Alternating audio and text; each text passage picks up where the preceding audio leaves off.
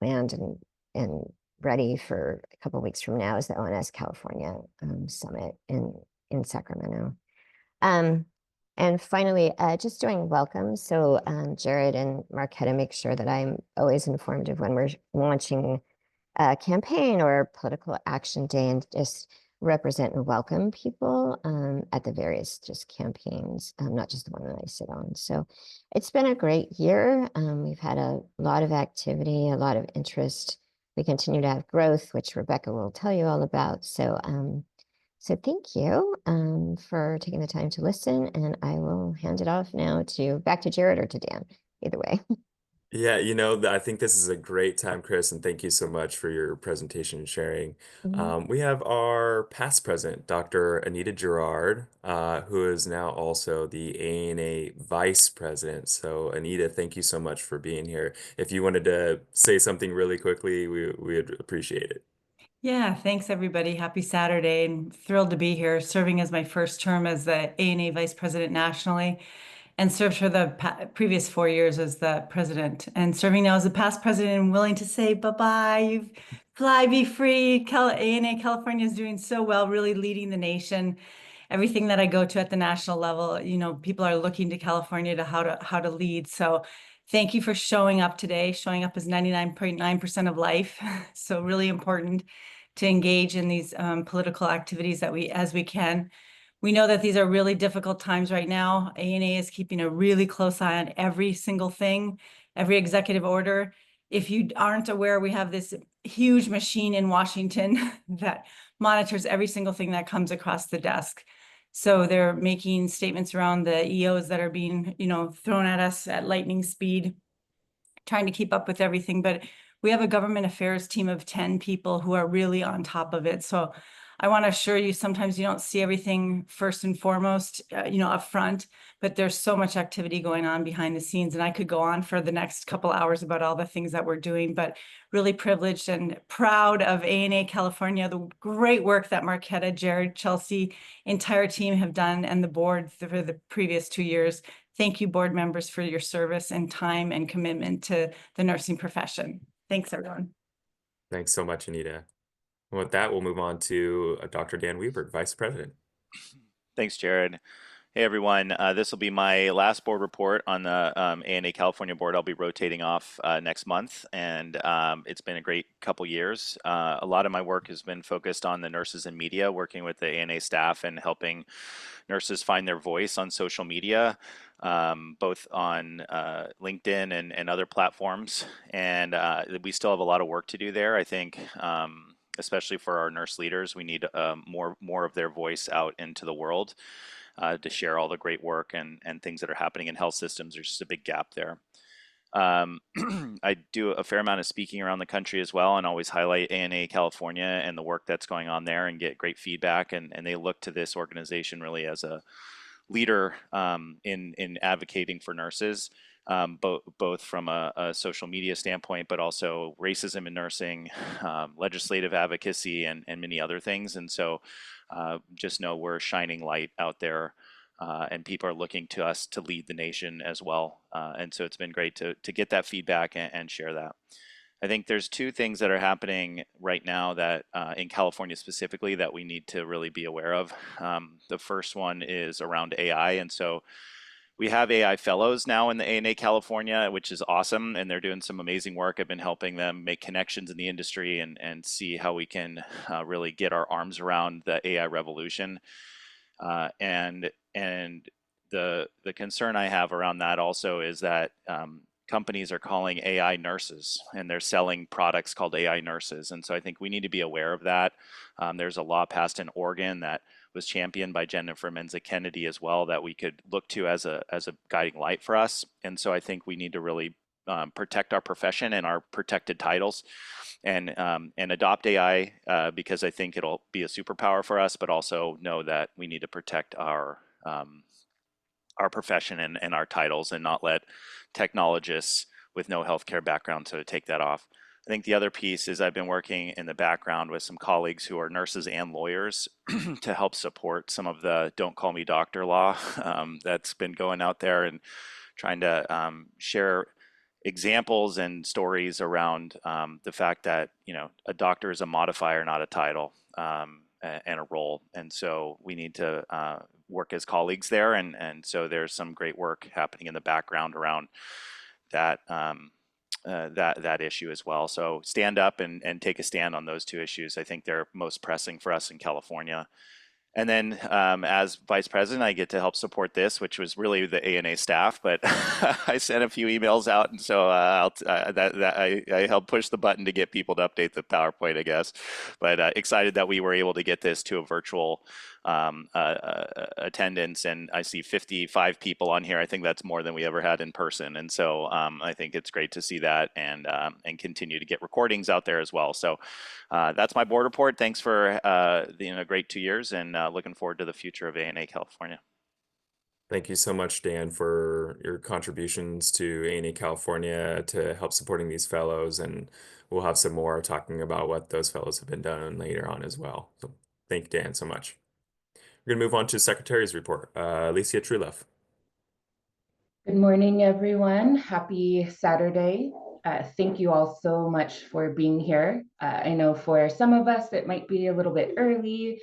Others, it might be a little bit later in the day, but regardless, thank you all for being here. So I am our secretary. I've been in the position for the past few years, and there is a quick summary of my report. So, you know, in short, we have continued our bi-monthly virtual meetings with our board, and all of our meeting minutes are archived in the secretary files with our staff. So really, that's about it in summary. But again, I just really thank you all for being here, for joining us this morning, and looking forward to the next couple years. Thank you. Thanks so much, Alicia. Appreciate it.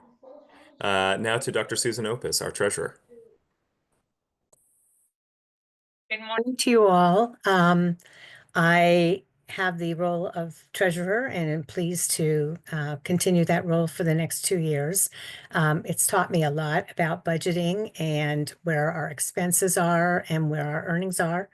And so I do follow the budget with Marquetta and Teresa's help, and get the financials that I present to the board meetings, and ask some good questions, I think, at times, and then get some really great answers. And we're doing really, really well financially.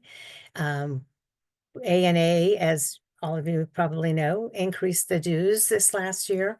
And so that made us get a little bit bigger portion. And so far, we haven't had a decrease in membership because of that. So I was pleased to say that. Okay, so I'm going to give you my balance sheet for now. So for the year 24-25, we planned on expenses of income of $930,000.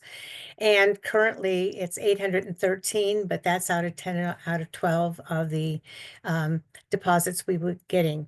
In 2024-25, our projected expenses were 938,750.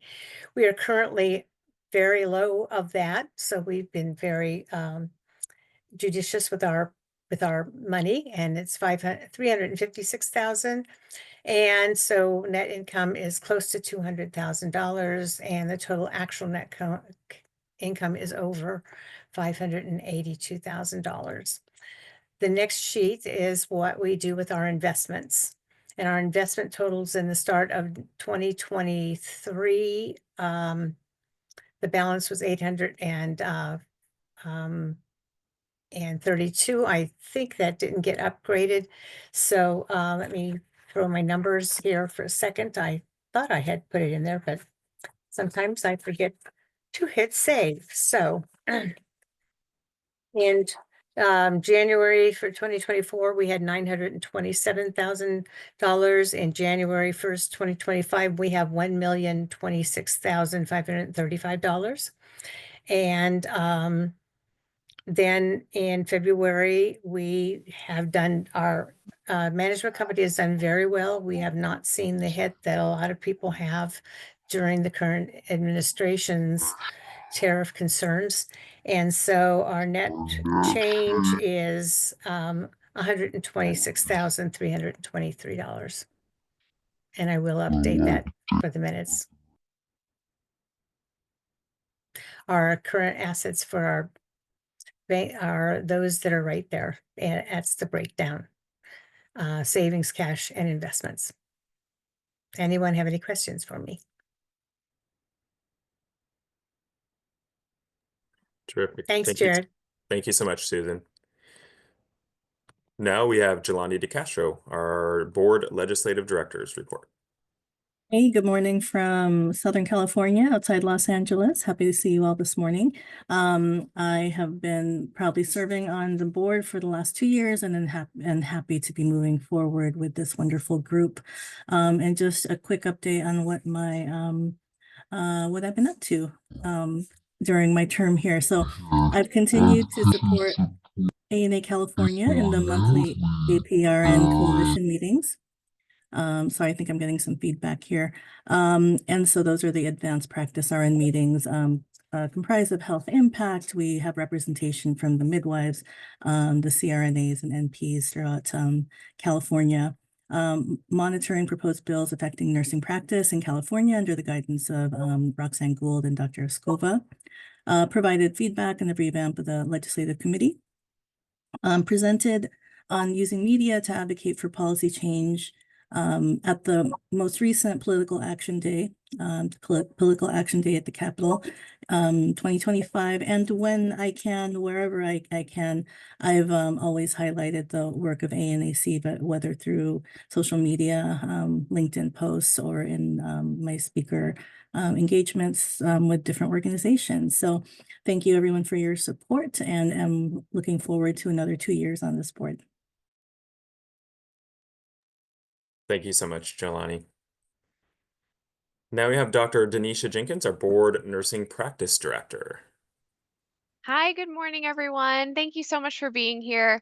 So, nursing practice is really being significantly and rapidly impacted by both political and regulatory forces, and also with the continued rapid corporatization of healthcare. And then, as Dan mentioned, technology changes such as AI and increased surveillance. So, strong advocacy for nursing practice, and not only what we do today, but the work we know we are supposed to be allowed to be doing, is incredibly important. And I am so thankful to serve California nurses in this capacity on this board with this organization. So, nursing practice means to me not only advocating for top of license practice, but also the ability to practice with safety and with health and with joy so that we can flourish in the work that we do to help create healthy communities. So, it's been another busy year. A lot of my work this year was actually as part of the Ethics Advisory Board at the ANA Center for Ethics and Human Rights. And as you all know, we published our updated Code of Ethics that happens every 10 years. And boy, were there significant updates that were needed. And kind of marrying my role on the board with my role here in California, I worked really hard to be a strong voice to center nursing practice work and the clinical considerations and challenges and ethical difficulties that our practicing nurses face. So I'm very happy to say that a lot of the focus in the updates is based on clinical nursing practice, and I'm very hopeful that this offers more support and encouragement and guidance to our nursing profession. Um, I also had the opportunity to do both international and national presentations on both nursing practice and ethics, continued work on advocacy for legislation on mandated reporting, given the government and regulatory changes happening around the country. I think this is of increasing importance, the way that laws and also law enforcement is requiring nurses to act as arms of law enforcement in certain capacities, making sure we're preserving our ethical tenets in our practice. Also, continued advocacy, education, and publications on the continued push for unique nurse identifiers and the nurse reimbursement dialogue, making sure we're keeping nurses safe from over surveillance and government oversight in that capacity. Was able to co-author and first author several papers based on nursing practice advocacy, Continued my work in advocacy for both street nursing and forensic nursing, was able to secure some grants for continued street triage work that several members of our San Diego ANA California task force are engaged in. And then continued work when I can with the California Coalition for Reproductive Freedom. So again, thank you to everyone. Thank you to the board, to the ANA staff. It's been a wonderful 2 years. Thank you, Denisha, so much. Now we have Dr. Christina Kelly, our Board Nursing Education Director. Good morning, everyone. Thanks for being here on this Saturday morning. It's been an exciting year and 2 years, and I'm happy to say that I'll be continuing on with the board. So really excited with that. I just want to go through a few things that I've been working on, in part, not individually, but with everyone over the last year. So I do maintain a liaison role to bridge the clinical, academic, and professional aspects of nursing. So that's with ACNL. Locally here in the San Diego area, I maintain a board role and then member at large for California. And then I'm also very much involved with the California Student Nurses Association. And then most recently, I've hopped on to another opportunity for free healthcare in the San Diego area, and that is with Point Loma Nazarene University Health Promotion Center. They just founded a new advisory board for their health promotion center, and really what it is one of the last upright truly free clinics where there is no cost to the individual that's seeking care. There's not a pay how much you can afford. There is not a pay a copay. Everything that they get from, any sort of imaging to labs to medications is completely free to these individuals that need it. And so what we're going to be doing with that board is continued partnerships with schools of nursing so that we can run the clinic and assist nurse practitioners all the way down through our ADN prepared nurses who are seeking clinical opportunities to be able to work inside of the clinic. So exciting things are going to be coming out of there. Couple of papers this year and a ongoing work with the ANAC's Racism in Nursing Education Assessment. I'll talk about the COADN report out in just a second. The other two papers are very much in alignment with Dr. Jenkins and Dr. Dan with regards to AI and where we're going with it. So I was able to co-author a paper about safeguarding the future. What are the ethical aspects of AI in healthcare documentation? How do we use the data that we now have at our fingertips in robust quantities? And then the other paper was Racism and Well-Being of Nurses of Color. And it was a scoping review. So as far as presentations and getting the word out there for what ANAC does, as well as what I do, was able to sit on a panel at COADN just recently back in March. Thank you, Jared, for all your leadership with regards to that. And we were able to report out the racism in nursing education findings, which were quite surprising, quasi-surprising. I don't know. We were just kind of like, we had a moment.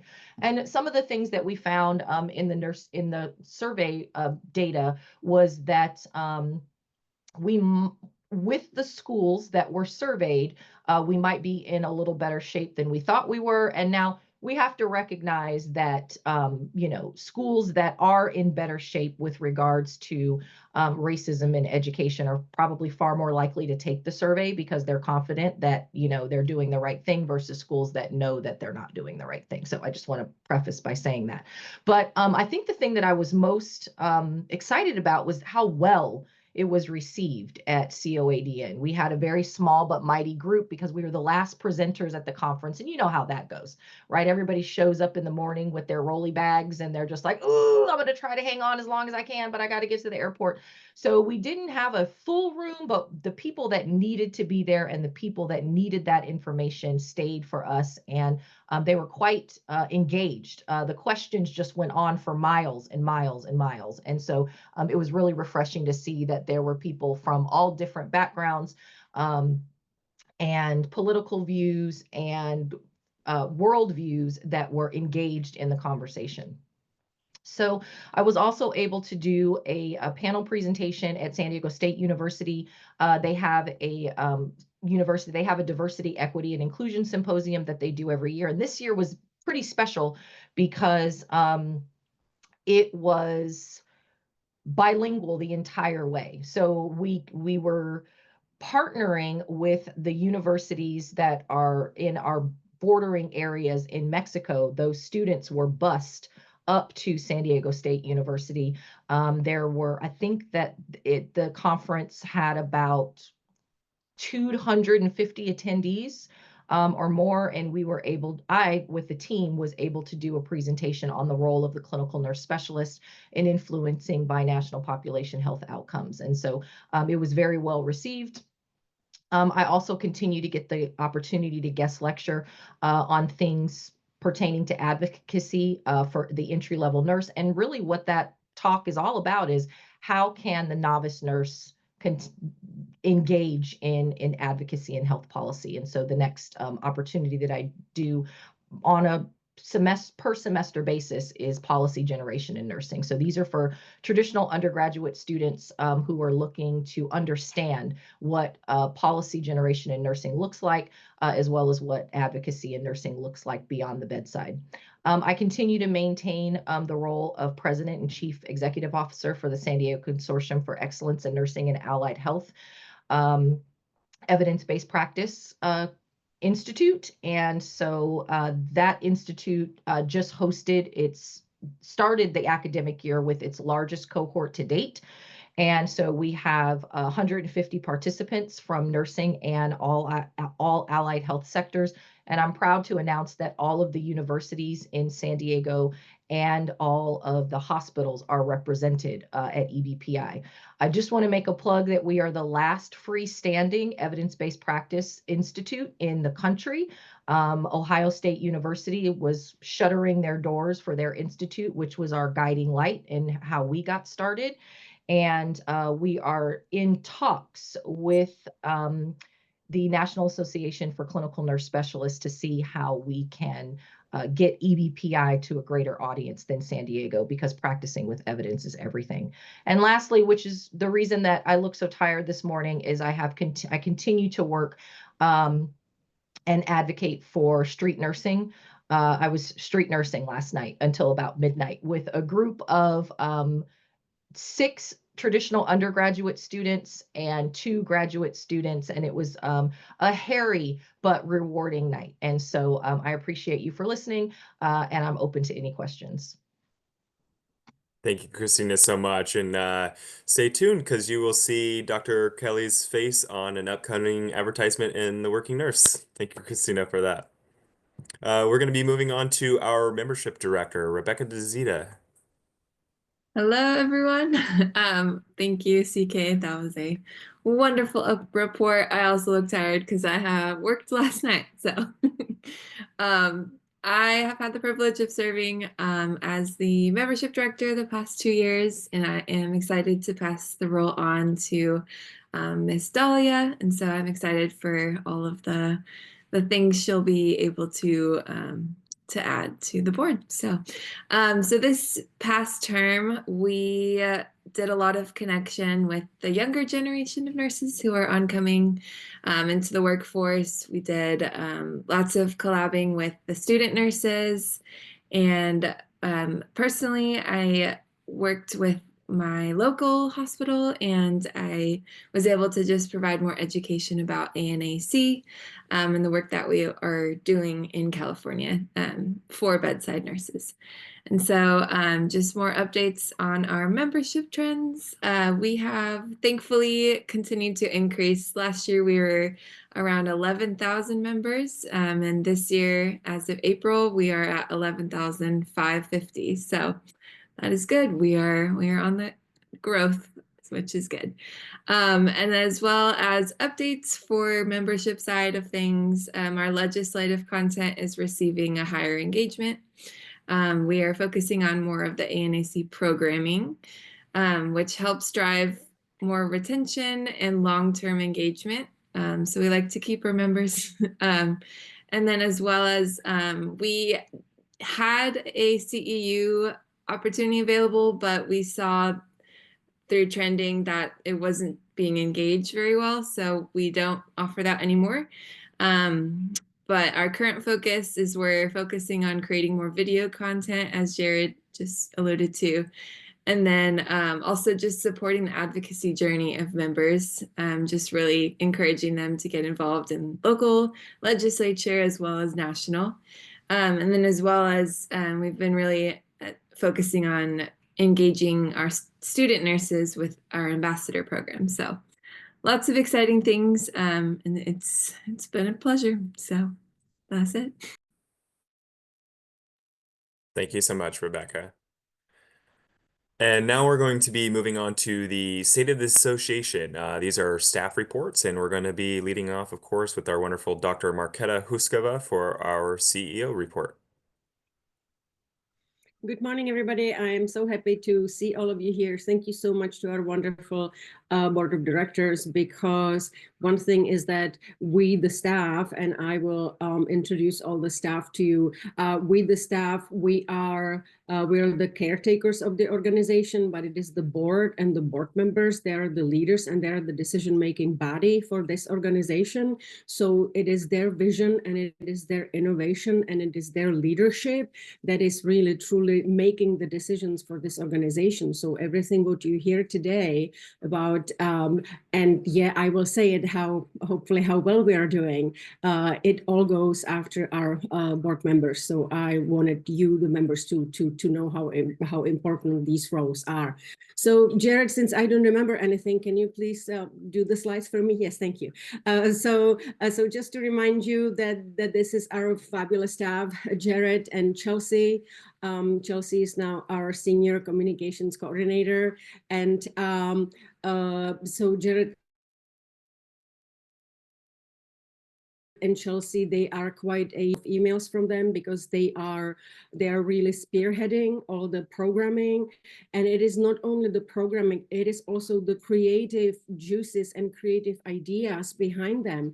And so when we come up with something, how to advance the profession of nursing or how to increase our voices in politics or in policy or in media, it is Jared and Chelsea that are developing strategies, how to get it done, developing processes, how to get it done, developing communications, and trying to find different ways, different language, different tones, different atmosphere for various messages. And I'm so happy that they are part of our team, because before they came, I did a lot of things. I didn't know how to communicate them. So we're so happy that we have Jared and Chelsea. And then Teresa, our fabulous office manager, she is the backbone of everything we do. And without Teresa, without her organization and administration skills, I would be somewhere in flames. So I just really want to make sure that you know that no man or a woman is an island. And so this is a small but mighty team. And it is my absolute honor to be working next to these fabulous people. So notable updates and visibility. See, I don't talk like that. So this is Jared. Thank you, Jared. Updates and visibility we wanted to share with you, and we did, but just a nice reminder that during Nurses Week last year, we were recognized. ANA California was recognized on the floor of the California Senate. I was actually there on the floor. Normally, you do not get to go there as a regular human beings. You are not allowed to step foot on that red carpet.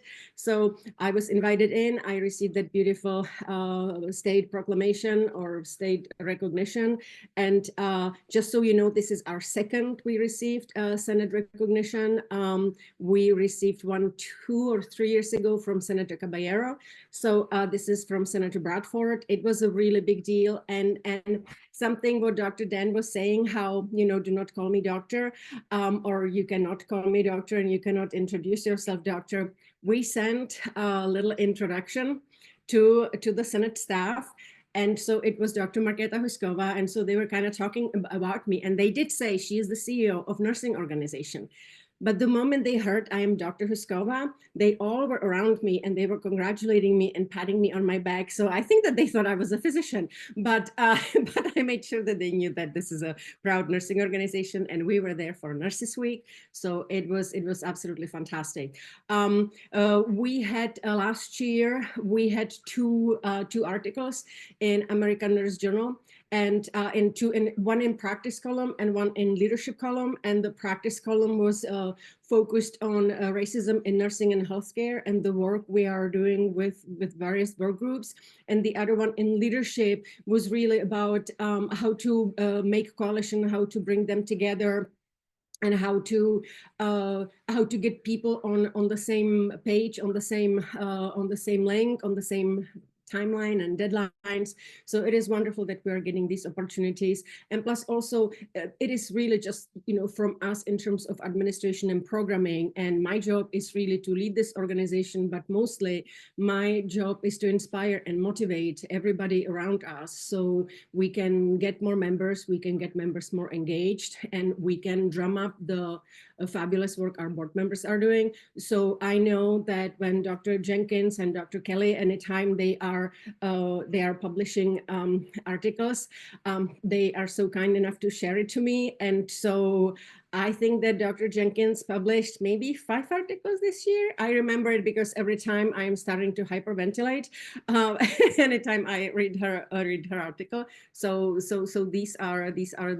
is the work that our board members are doing, and so this is how we're trying to support them. So we always talk about the accomplishments of our board members.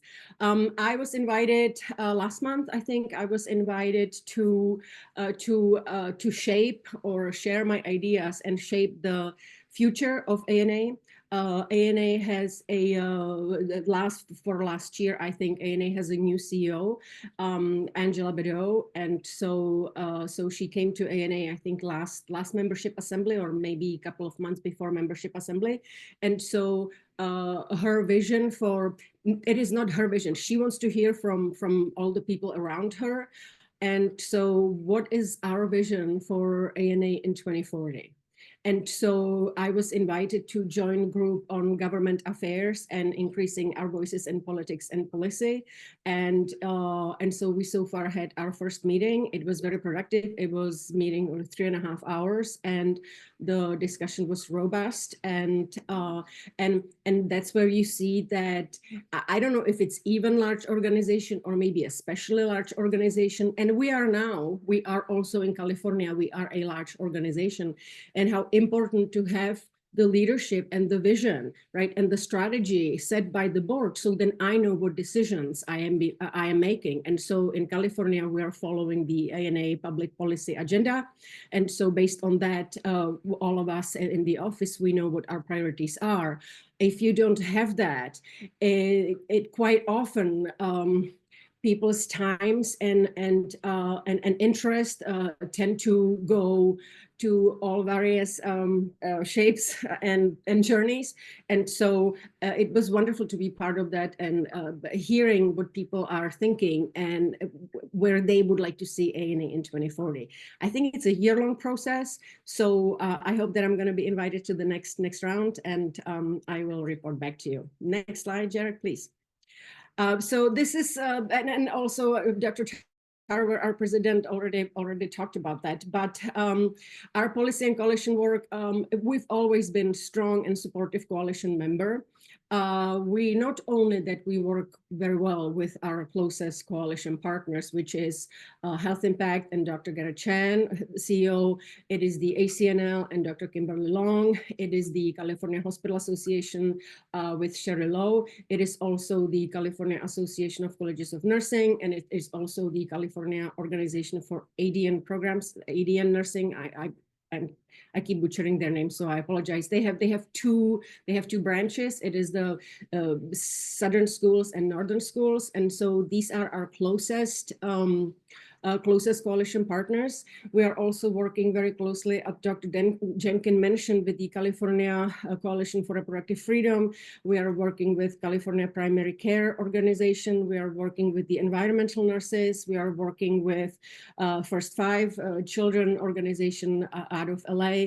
We are supporting right now, I think I wrote, we are signed up on, I think maybe 23 coalition letters focused on clean air, clean water, transportation, social determinants of health, especially children's health, and then a lot of environmental issues. So that is always wonderful. The reason we put the joint advocacy, it's not only this, that we work very closely with our coalition partner and school nurses. I forgot to say school nurses. What we mean with this joint advocacy is that seeing how everything was happening, we are now working with other state nursing organizations, and we've created now this work group, and anytime there is something usually terrible happening, we work together, we draft a statement, we have now a process of getting it approved and published, and it's wonderful to see that our last letterhead was signed by 10 various state nursing organizations. 10 of us, 10 independent organizations signed the letter, and it was fantastic because it was already to the California, for us, the California congressional delegation. So that was wonderful. So that's why we wanted to share it with you in a little bit detail. I think that Jared will be covering a little bit later the fabulous work of the not only the Veterans Health Fellow that we had, but also now we've started, and I think we have one of our award winner and one of the mentors and leader, Dr. Ali Tayeb. He is here with us. I saw his name there. So welcome, Dr. Tayeb. And so he is the main force behind the Veterans Health Advisory Council, where we are bringing together experts and stakeholders in this very specific area, because as we learned from Dr. Tayeb, veterans health is very specific, and it's different than what I knew. And I said, we want to be the convener, and we try to be the umbrella organization, and we try to share our platform and increase the awareness and really talk about important issues. And as you know, that we've already worked with Dr. Tayeb last year on veterans health issues. So we are just continuing this fantastic work. And again, let me tell you that it is so nice that I could take the credit, but it's not. It goes back to Dr. Tayeb and Jared and Chelsea working on this. So these are all their ideas how to advance our work. The LGBTQAI Equity in Nursing Task Force, I think Jared will be talking about it. I think we have done like the last group meeting or the last group work, and I think now we're working on a report, so that will be coming up later in the year. So that is absolutely fantastic. And then the Racism in Nursing Education Task Force, what Dr. Kelly was mentioning, it was fantastic because last year, 2 years ago, when we had the idea that we should also focus on nursing academia and nursing education, it was the kind friends and kind coalition partner at COADN who invited us back then to talk about it. And so it was Jared there on the podium talking about everything what we are trying to accomplish. And then from the podium, he goes, I know there are so many schools of nursing here. If any of you, if you are interested, please reach out to me. And so we can put you on a waiting list. And so we got like 33 schools interested, in working on this or taking the survey or being part of it in some form right there on the spot. And so Jared has been working with them for the last 2 years, and it's been a very successful cooperation. All right, next slide, please. I don't know where I am. Oh, I can't even read this. Now, member engagement and involvement. Event advocacy for Institute Fellowship. Since as we are growing in our Advocacy Institute program, and every year we have at least 5 fellows, the important part of being a fellow and past fellow is that we want to make sure that our fellows are staying connected and staying engaged and really still inspired to be a truly engaged member of ANAC. And so we are working on having a specific event for our policy fellow, and we also have media fellows. So we really want to make sure that we recognize all the work that they are doing and that they have done, and then they stay connected. Because what we've learned is that the National ANA, we've modeled our advocacy institute after I checked with ANA that it is okay that we can model our institute. National ANA, they have American Nurses Advocacy Institute, and so they have a little bit different model. But what we also felt that after completing the 6 months program, and those are phone calls and discussions, let's say about political scan and how to build coalitions and how to create messages for legislators, all the California attendees, their one concern was that they couldn't connect with the previous, fellows of the ANA advocacy or the following fellows. And so Jared heard that, and so we're really trying to find a platform and way or engagement for our fellows to stay connected and to stay engaged. Oh my God. Can I really go scale up? Oh, scale up the program. Yes. That is one of the most important priorities, because it is wonderful. And don't get me wrong, our fellowship program is fabulous, and you can see it by several of our past fellows are being now our board members and an incoming board member. So it is a fantastic program, but it would be nice to have 10 fellows, 20 fellows, right? Have class of 20. And this is how we can really prepare nurse advocates for these difficult and even harder times that are coming up. So that's something that we will be, or the board will be discussing how we can go about it. The idea is also to have a specific focus on just media and media presence. So having fellows strictly to be increasing our presence in media. And then also Chelsea's brilliant idea that ANA also very much liked it. Chelsea's brilliant idea of the CNSA ambassadorship program, where we are working with the president and legislative director of the California Nursing Students Association. And so they've been creating content and been part of engagement for ANA, CNSA and ANA together since September 2024.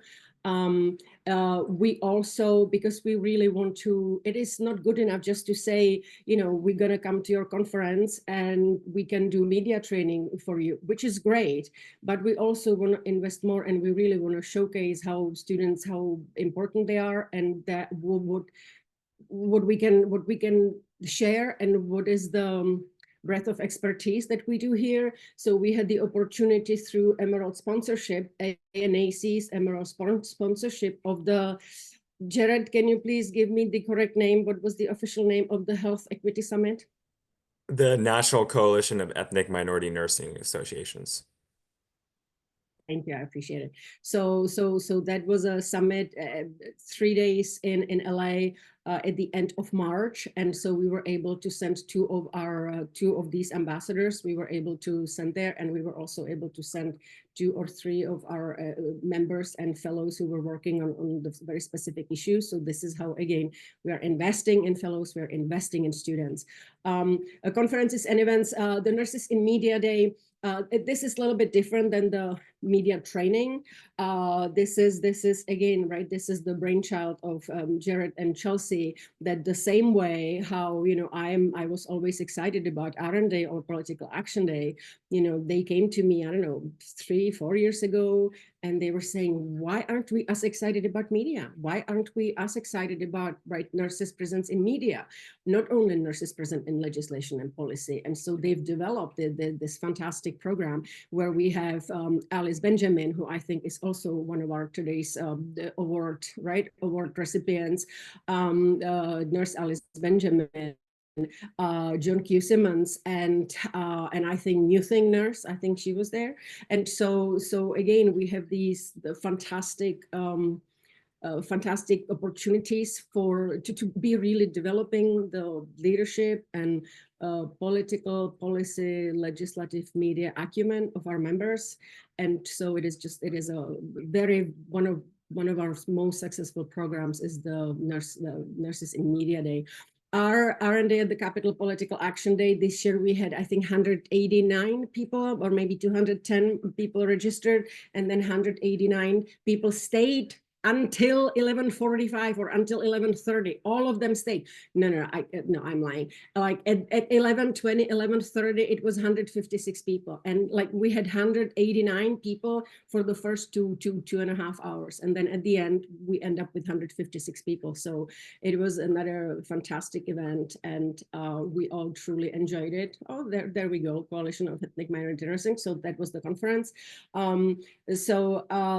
Another thing that we do for the nursing students, for our ambassador program, we are sending them, since this is what we do, this is a political organization, so we are sending them to the National Hill Day, right, to the National Lobby Day. And so they will be accompanying us and the ANAC delegation. And so we are looking forward to having them there, because no matter who, every time we brought together with us, that is so instrumental in a journey of a nurse who is interested in advocacy. I think Jelani was one of our board member, Jelani De Castro. I think Jelani was attended Hill Day. Back then it was under COVID. It was a virtual Hill Day, but I know that then I was talking to her afterwards and how seminal that event was. So we are bringing our two student ambassadors, so they will be attending with us. One of the wonderful thing is that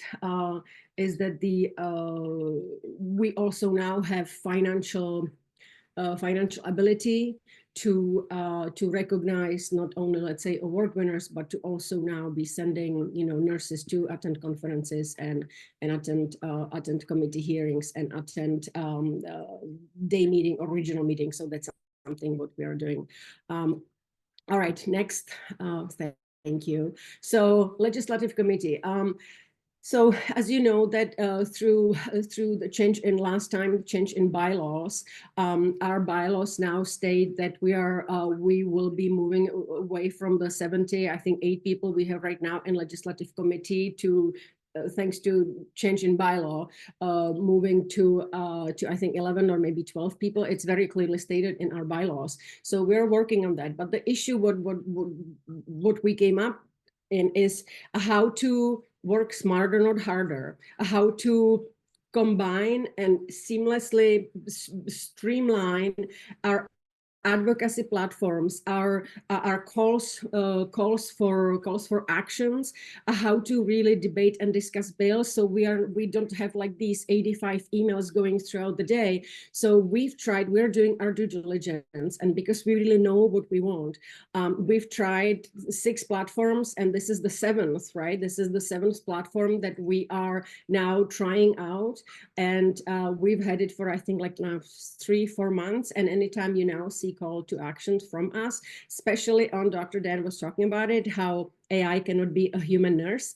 There is a bill, Assembly Bill 489, and we actually have a support letter for it through our voters' voice platform engagement advocacy. So we're trying to figure out how to seamlessly have it on our website when we send emails, when we use mobile. So we're trying to figure out a best way how to make it a smooth sailing for the members of the legislative committee. So that's why we're testing the system, and once we have it down, so we can roll it out. I will get to AB 489, but that bill is, as Dr. Dan said, it clearly states that if patient is communicating with physician office or somebody from their office, it must be very clearly stated if it's a human nurse, because if it's AI, it cannot be a nurse. So we have it in our bill too. So we do have the policy note and voter voice. We started with fiscal note, and so now it's policy note and voter voice. I have to say that this is our fourth bill tracking and legislation monitoring system, because again, we've had very good systems, but then all Jared had to do, he had to be copying and pasting and opening new documents and then taking it from there and sending it to members and then copying it in different form and updating our website. And again, this is 2025 and we should not be doing it. And so we are again trying various systems because we really want to have the best for you, our members, you know, to do your engagement streamline and make it as easy as possible, because every single presentation, and Roxanne and I, we just did last presentation was on Thursday afternoon at Sac State and at nursing school. And again, number one barrier always is, you know, I am so busy and I'm, you know, dying in nursing school, so I don't have time to be reaching out to legislators.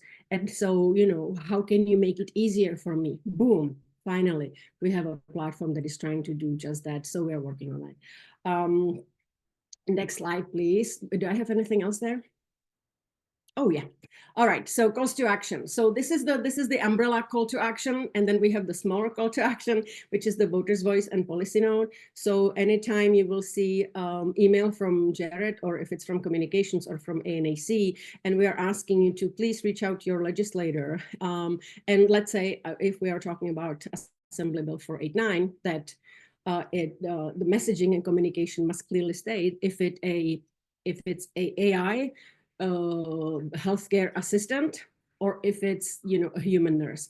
So so we do have call to action for engagement for members to reach out to their legislator. So anytime you see it in your inbox, please, you know, look at it, let us know how it looks, if it's easy for you to use, because right, we're trying to find the best software for you, for our members. And so please let us know. We are just trying to kind of start with simple, maybe paragraph or two, simple, clear, short message, right? Nobody is reading long letters. And so, and especially for member engagement, it's really just the most important message, and just boom, click here, put your residential address, and it should go to your California State Legislature. Courage California campaign that is focused. We're sharing in collaboration and cooperation. We are sharing usually their federal calls to actions, because we do not have a federal system since we are focused on California. So since we don't have it, because we are not focused on federal policy, we are working and collaborating with others who do. And so we always try to send the most important and issues that are aligned with our ANAC public policy agenda. And so we always make sure that you know that it is not directly from us, that we didn't develop the content, that it is coming from coalition partners, so you all are aware. And so that's kind of what we're working on right now. You know, speaking of the Courage campaign, of course, during these times, it's important to engage with federal legislators, and because it's very clear that it is deeply affecting us all, and not only us as nurses, but also as humans. And, you know, speaking for myself also as an immigrant.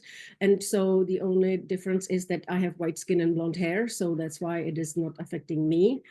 But if I didn't look like this, it would be perhaps a different story. And so as humans and as nurses, we need to be speaking out. And so we're trying to find best ways for our members to have an easy way to reach out to your federal legislators and lawmakers.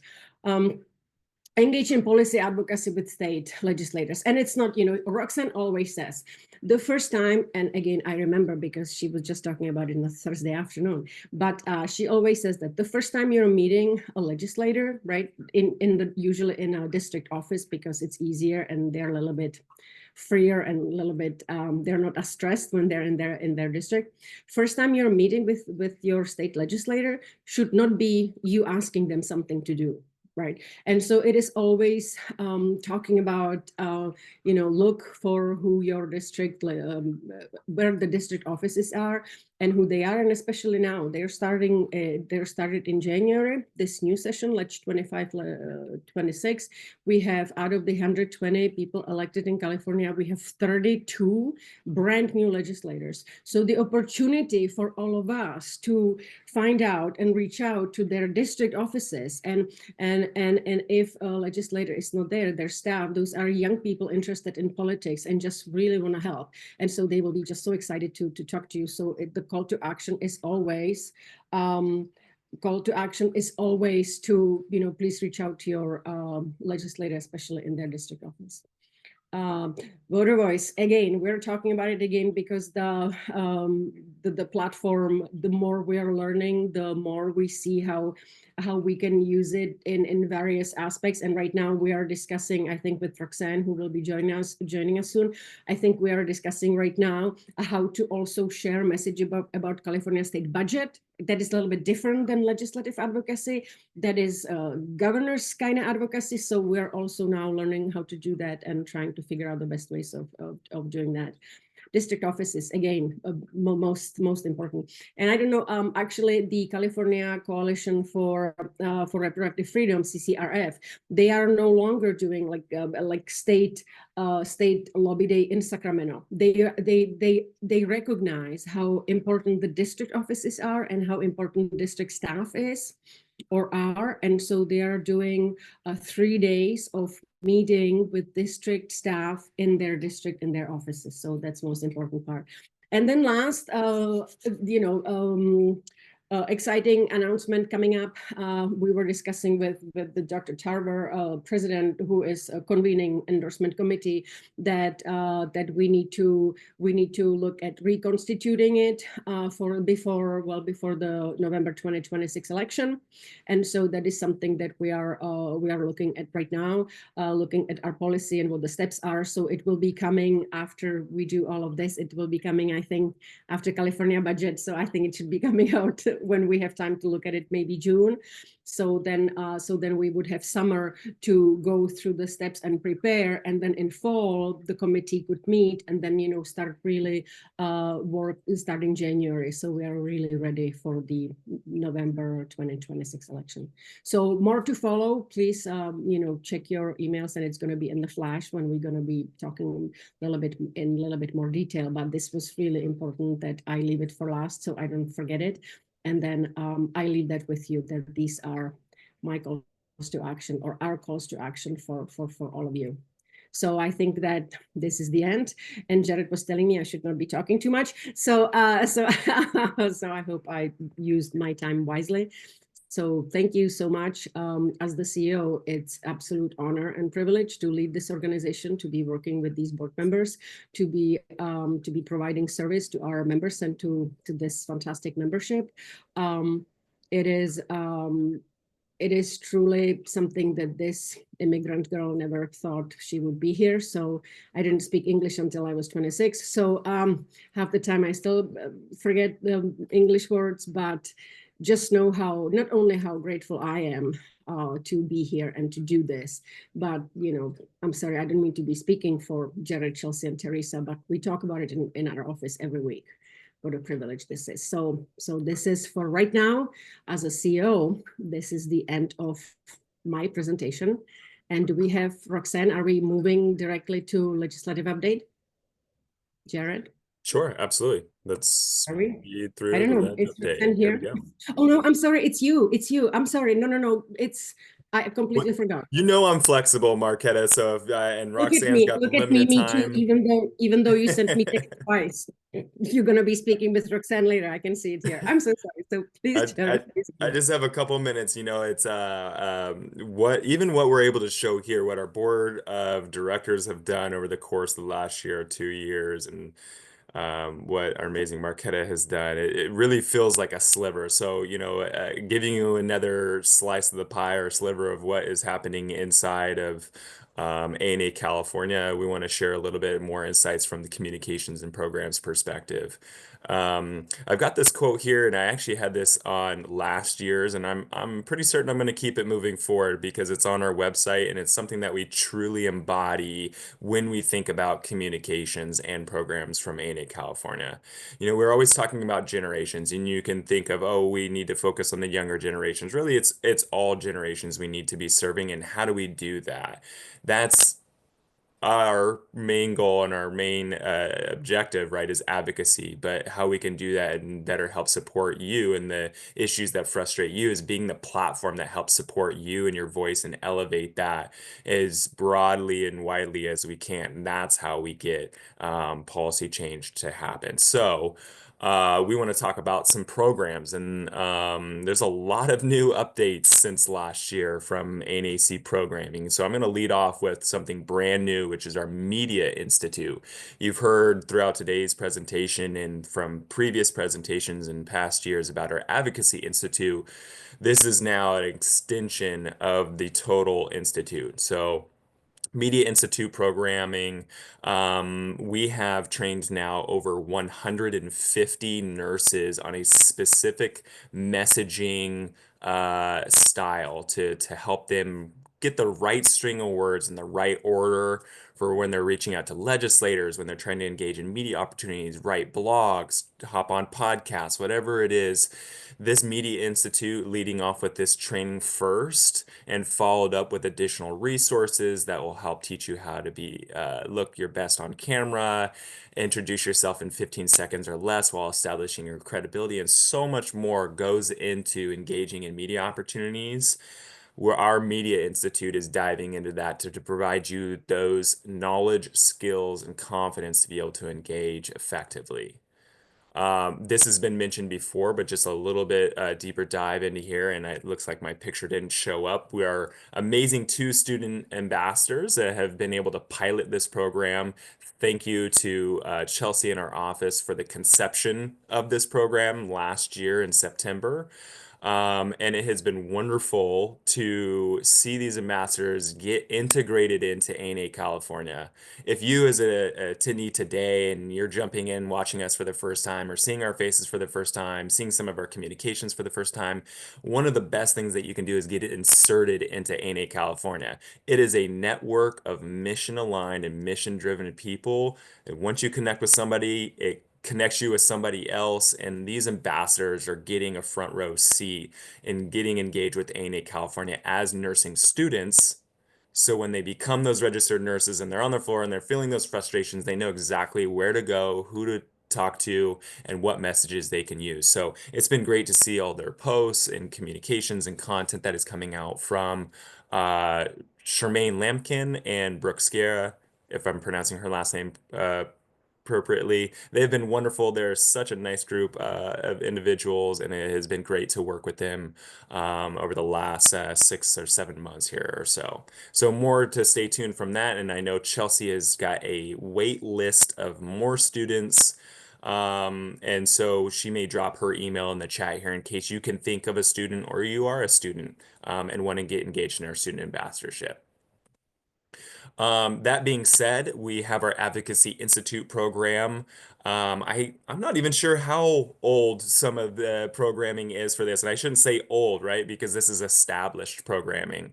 But one of the more recent changes is expanding what is offered in the Advocacy Institute. And so last year, with the assistance of many of our fellows and members, including our now incoming membership director, Dalia Maldonado, who is our fellow at the time working on this. We have launched the Advocacy Institute Guide. This is essentially a 7-part series giving you the foundational knowledge on everything advocacy. So it's a great introductory offer. Whether you're a new nurse, a nurse with 30 years of experience, but if you feel like you're a novice as an advocate for the nursing profession outside of those double doors, this is a great place to start.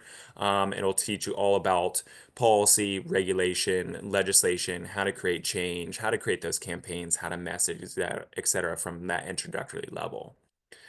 Taking that one step further, if the guide is level 1, we might say, then our trainings are level 2. Now, this is all new stuff on the horizon here. So our legislative training is something that we're actually going to be kicking off next month with the Kaiser Permanente Scholars Academy.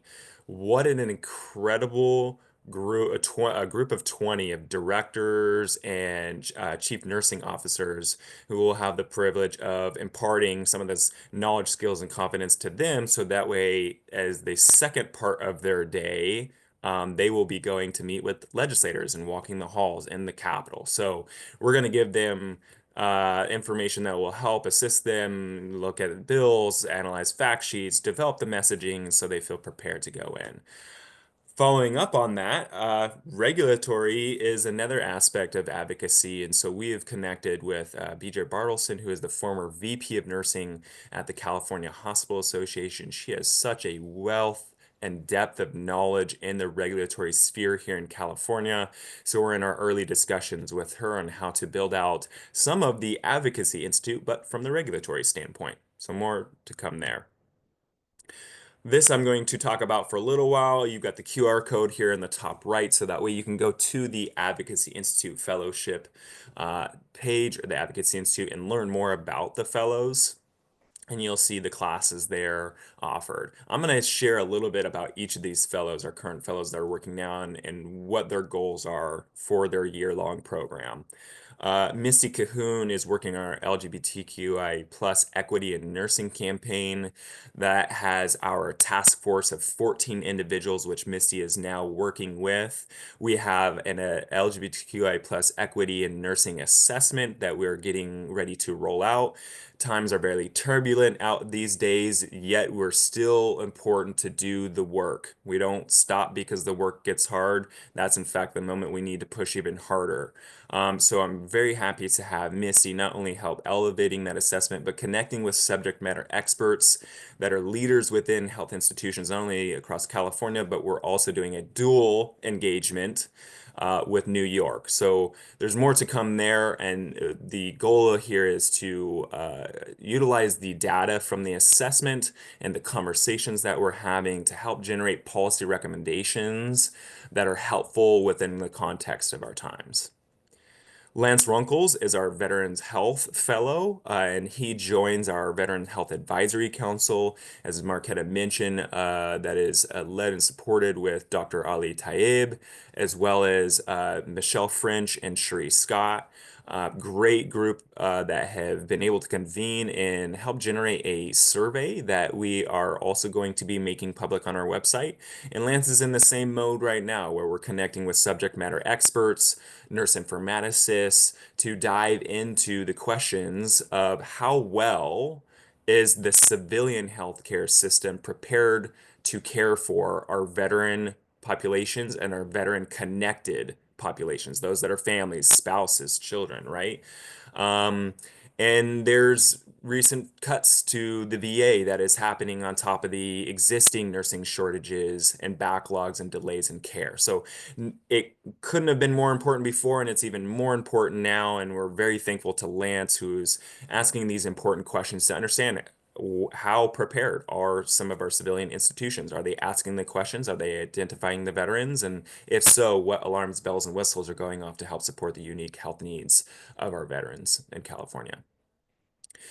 Moving on, we have Dr. Jet Roll, who is working on one of our AI campaigns. And this is AI is such a broad, sweeping topic that is impacting literally everything in the healthcare continuum. And so we are focusing on two primary topics. And Dr. Jet Roll is leaning into equitable staffing.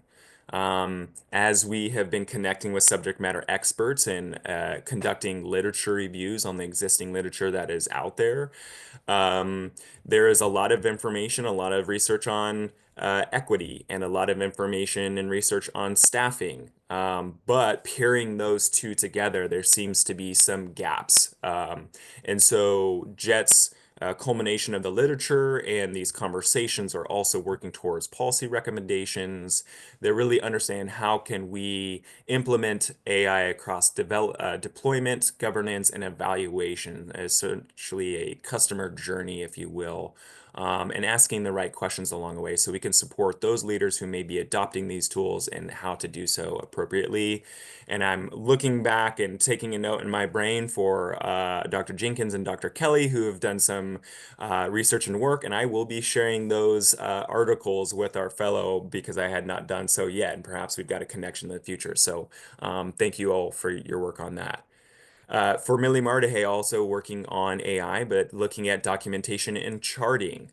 Gosh, this was a deeper and wider hole than we initially thought of when we are jumping in here, because diagnosis all of a sudden starts to filter into this documentation and charting discussion. And so it has been a really great experience connecting with authors of some of the research papers that we found during our literature review that includes some Stanford MD researchers that we've been able to connect with. And so there's a lot more to come out of this campaign. Again, mapping out the journey, looking at deployment, looking at governance and evaluation of AI as it's implemented for this particular area, and looking towards making those same policy recommendations as we move forward. And finally, Dr. Deborah Finn Romero, who is helping assist our media policy campaign. She is our third fellow working on this particular campaign. And finally, after these 3 years, and big kudos and thank you to Alicia Truelove and Christy Fillmore, the previous two fellows, and getting us to the point we're about ready to announce our Amplifying Nurses' Voices in Media Recommendations report. This is quite the lengthy report, but really details and provides the messaging and framework of the why behind nurses in media. You've likely heard of the Woodhull study saying that nurses are wildly underrepresented in media, and especially as compared to physicians. This details the roles and responsibilities of nurses as it relates to the communications and PR departments within healthcare institutions and journalists. You'll in fact see some correlations between the journalist code of ethics and nurses code of ethics. We dive in and break down a comprehensive media policy and are making recommendations. And it's been great to connect with subject matter experts as well to really fulfill out the breadth and depth of what those recommendations should be, so nurses can not only engage in media opportunities individually as a nurse, as a citizen, but also what it looks like within the institutional structure and what that relationship building and development looks like. So it's just a huge thank you to these fellows who are over halfway through their year.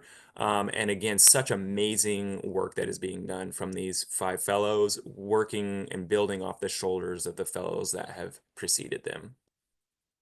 With that, I just have a few additional campaign updates, because these are campaigns that are continuously ongoing. Even though they do not have a fellow this year, they've had a fellow in the past, and we anticipate them having a fellow in the future. It's just the rise and ebb and flow of policy development, and sometimes we need to have fellows, and sometimes we need a little bit of a break to continue to drive forward.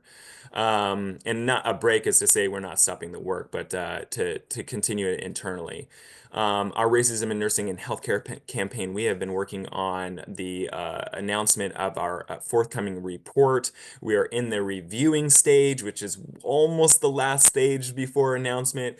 And there is 10 recommendations built off of a data set. Big thank you to our healthcare institutions who participated in that case study earlier on, UCLA Health and Cedars-Sinai Los Angeles Medical Center. For our Racism in Nursing Education campaign, we ended up doing an assessment as well. We had 15 nursing schools that had over 700 people engaged. That includes over 600 nursing students, with a report to follow as well. And that report is in development right now, so stay tuned there. And finally, our last campaign, our mental health campaign. This is something that is so incredibly important, and while other developments have sort of absorbed our time here at ANA California, this is not off of our plate, and we continue to make some additional developments. Thank you to our 2024 fellow, Tracy Holder, who I believe I saw in here today. Hi, Tracy. who helped get this to the place that it's at. And we're leading and leaning in towards the mental health matchmaker. And this is a support system, if you will. There's so many mental health support apps, services, solutions that are out there. And how do you, as an individual, let alone an institution, dive in and weave through what is going to fit for you? And so what Tracy Holder has helped do is take some of the work of our previous mental health fellows, translate that into a survey, as well as a survey for those that are providing the services and solutions. And so we can connect you with, based off of your inputs, what might be the best mental health solution for you. So more to come on that, but I believe that is nearly the end of my report, because we have some great growth here and we fully expect to see this continue moving into the future, with roughly 4.5% growth since last year. And with that, we're going to move on to our legislative report, which means I introduce Dr. Marketa Huskova and our contracted lobbyist, Roxanne Gould. Well, long time no see. Again, thank you so much, Jared. I appreciate it. And it is my total pleasure to welcome and introduce Roxanne Gould. She's our fantastic lobbyist. We have been working together, I think, as long as I've been at ANAC. So, hey, Roxanne, how are you doing this morning? Hey, Marketa. I feel like we're on an NPR show. That's how they always start. Yeah, really? I've never heard it. So, okay. But I have to tell you that 8 a.m. Pacific Standard Time, I get a text from Roxanne. Oh my God, what time do you need me to be on? I was like, what it is on the agenda, 10:20, 10:30. And she goes, oh, thank God I can go back to sleep. So, so Roxanne is joining us. So thank you It so was much. a rough week. We had I know. God, I know. 50 hearings a day. It was crazy. I know. And then I already, you were not here, but I shared it that you and I, that we did another fantastic presentation at Sac State Nursing School with Professor Deborah, oh my God, I forgot her name, Finn Romero, right, our fellow. And so she talked about fellowship, she talked about Advocacy Institute, and Roxanne and we talked about what we do and how important it is that our voices are used in the politics and policy. And what was one of the most exciting things that came out of that? I don't know. I am completely brain dead today. It was a hard week. So please tell me. So one of the things we do when we're speaking to these groups is, the premise is finding your voice in public policy. Get to know your elected officials, become a resource. There's not a single nurse in the legislature. If any of you want to run for office, I'll be your campaign manager. And at the end, one of the nurses came up, who's also a former police officer, I guess, and his wife is a nurse. And he says, I have 2 more years, but after that, I want to run for office. It's like, finally, I have someone who might want to get to the legislature. So I'm so excited. So I will be stalking him. Yeah. I think that the deciding point was then when Roxanne said, I'm going to be whoever wants to run, I'm going to be your campaign manager. I think that was the deciding point. But So again, Roxanne, thank you so much for joining us this morning, and let's dive into the interesting stuff, what is happening in California State Legislature. So before we actually, thank you, Jared, before we get into this, Roxanne, we have like 10, maybe 15 minutes or something, maybe, hang on. Okay, 20 minutes. But we talk a lot longer than that. I know. So I just want to say, would you just tell all of us, I didn't put it in here, I just listed some of the bills, but would you just tell us that, okay, it's end of April. So where are we, right, in terms of calendar, right? What is happening? I know that I already talked about budget. Well, tell us where we are in the cycle. So I think you all know the legislature functions on a 2-year session. And after the second year, they start all over again. We are in the 4th month of the first year of that 2-year session. And we have various deadlines like bill introduction deadline, get out of policy committee deadline, get out of fiscal committee deadline. Fiscal committee is any bill that costs over a certain dollar amount, they go to appropriations. So the reason this was a chaotic week and this upcoming week will be the same is there are, like at one point I was in a committee watching another committee on my phone and watching another committee on my iPad because I had bills in all 3 committees, and there were many other committees happening at the exact same time. So we're just trying to legislators are trying to get their bills through the process and meet the deadlines, or else they're dead for the year. And so we're on the precipice of coming to finalize our state budget. Governor introduced his first stab at a state budget in January. We're billions of dollars in deficit right now, and so it's going to be interesting to see what ends up getting cut. As a matter of fact, Deborah yesterday told us about several $100,000 in funding for some of the, was it general ed classes that are not going to happen if it gets Gen Ed at Cal State. Yeah. Yep. So the governor is supposed to present his what's called a May revise, May 15th. It'll be very interesting to see what he puts in that and doesn't put in that. And budget committees and sub-budget committees that are like specific to subject matters, like there's a subcommittee on health, there's a subcommittee on education. They're all going to be scrambling to figure out what they want to offer and what they want to negotiate with the governor on in their particular subject matter. So they have to have a budget by June 15th. It used to be that the staff would not get paid if we didn't have a budget by June 15th, but legislators did. So they had a little less motivation to actually meet that deadline. And so a couple of years ago, I think it was a proposition that said, if you don't have a budget by June 15th, legislators also don't get paid.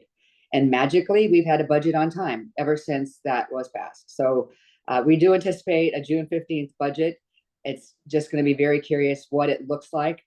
One contentious area is that a couple of years ago, a bill was passed to allow for undocumented immigrants to have full health care coverage. And as a result of that, the price tag has been astronomical. So there is a great deal of discussion as to whether they're going to continue that. So homelessness has been a huge problem, and the government has thrown billions and billions of dollars at it, and the numbers have only gone up. So they're trying to figure out, how do we use the money more wisely? How do we actually address some of these problems we're being confronted with? And so it's going to be an interesting month, just watching what's getting thrown out and what's being potentially added. And then after that, we finish up the process of passing bills through the Assembly and Senate. They have to be done by September this year. In election years, they have to, which is next year, they finish by August 31st, and they don't say why, but the real reason is so they can go out and run for re-election. And it's starting to sound like I'm cynical, but it doesn't mean I'm wrong. Yeah, that was exactly the sentence at Sac State on Thursday.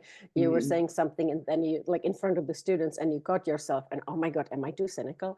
But no, it's important to be realist, and this is why I always ask for you to give a statement or update, no matter what presentation we do, no matter what conference, because this is what you do, this is your expertise, and we rely on you to share with us the reality and to share with us the cycle and to share with us what your work is about. So Jared, can you slide the slide? Yes. So I think we have maybe 10 bills for you to cover, and so this is the first one, not in particular order. So go back on the slide, please, Jared. There is 520. There's Thank you. So Senate Bill SB Senate Bill 520, and it is from Senator Caballero, who, Roxanne, it was Senator Caballero who joined us for our R&D Political Action Day. And she spent 15 minutes with us, and she talked to everybody, and she talked to nursing students, and she was just absolutely fantastic. And it was wonderful to have her. And she was the one who gave us the Senate resolution 2 years ago. It's also important to note she's very powerful. She's chair of the Budget Committee. She alone can decide when bills are heard, they go to what's called a suspense file. And in the dark of night, they decide which bills are going to survive and come off of that file. And she can decide all by herself which bills do or don't. So she's very, very powerful. Yeah. But she is also, I know she's a politician, and I don't mean it badly. My dad was a politician, but she's also a politician, and she's very likable. And at the last in-person CCRF, California Coalition for Reproductive Freedom, she was there in person, and she was really wonderful. And any questions we had, she answered, and she is very approachable. And having a politician like that, it makes the work a little bit easier. So this one is that SB 520. As you see, establishes a fund to support master's level nurse midwifery program in California, because as I think, as all of you know, last year, University of California, UC San Francisco closed or postponed their maternal health because the regulation states that a nursing faculty must be doctorally prepared, and so they didn't have enough faculty for the midwifery program, so they closed it or postponed it. And so they received the good thing that it was last week that Dr. Katie Waxman shared with me that they received a provisional okay to reopen the program. So I think that the deadline to submit application to be a midwife, it's maybe kind of like at the end of maybe beginning of May, and the program starts, I think, end of June. So it's wonderful that the program is back, but there is still only 1 or 2 programs in California alone. And so this bill is trying to really make sure that people have access to care, and especially for CNM. I don't know how to say, California nurse midwives, that it's important that they, most of them, a lot of them are working in rural communities and in clinics. And so it's important that people have access to care. So we submitted a letter of support, and this bill is heard on Monday, Tuesday. I don't know when the 30th is, but it's Wednesday. It's next week, and so we not only have a letter there because it is a good thing to do it, and plus also we are working with the APRN coalition and we are supporting nurse midwives, and so Roxanne will also be there and she will do Me Too in committee. Roxanne, thank you, Jared, for next slide. Roxanne, tell us, what is Me Too in a committee? So in the interest of time, they only allow 2 people to speak as primary supporters and primary opponents for 2 minutes each, sometimes maybe 3 if they're feeling really generous. And after that, anyone else who's in support just speaks who they are, who they represent, and what their position is. And if you try to say anything beyond that, you get kicked out. But that happens on both support and opponent side.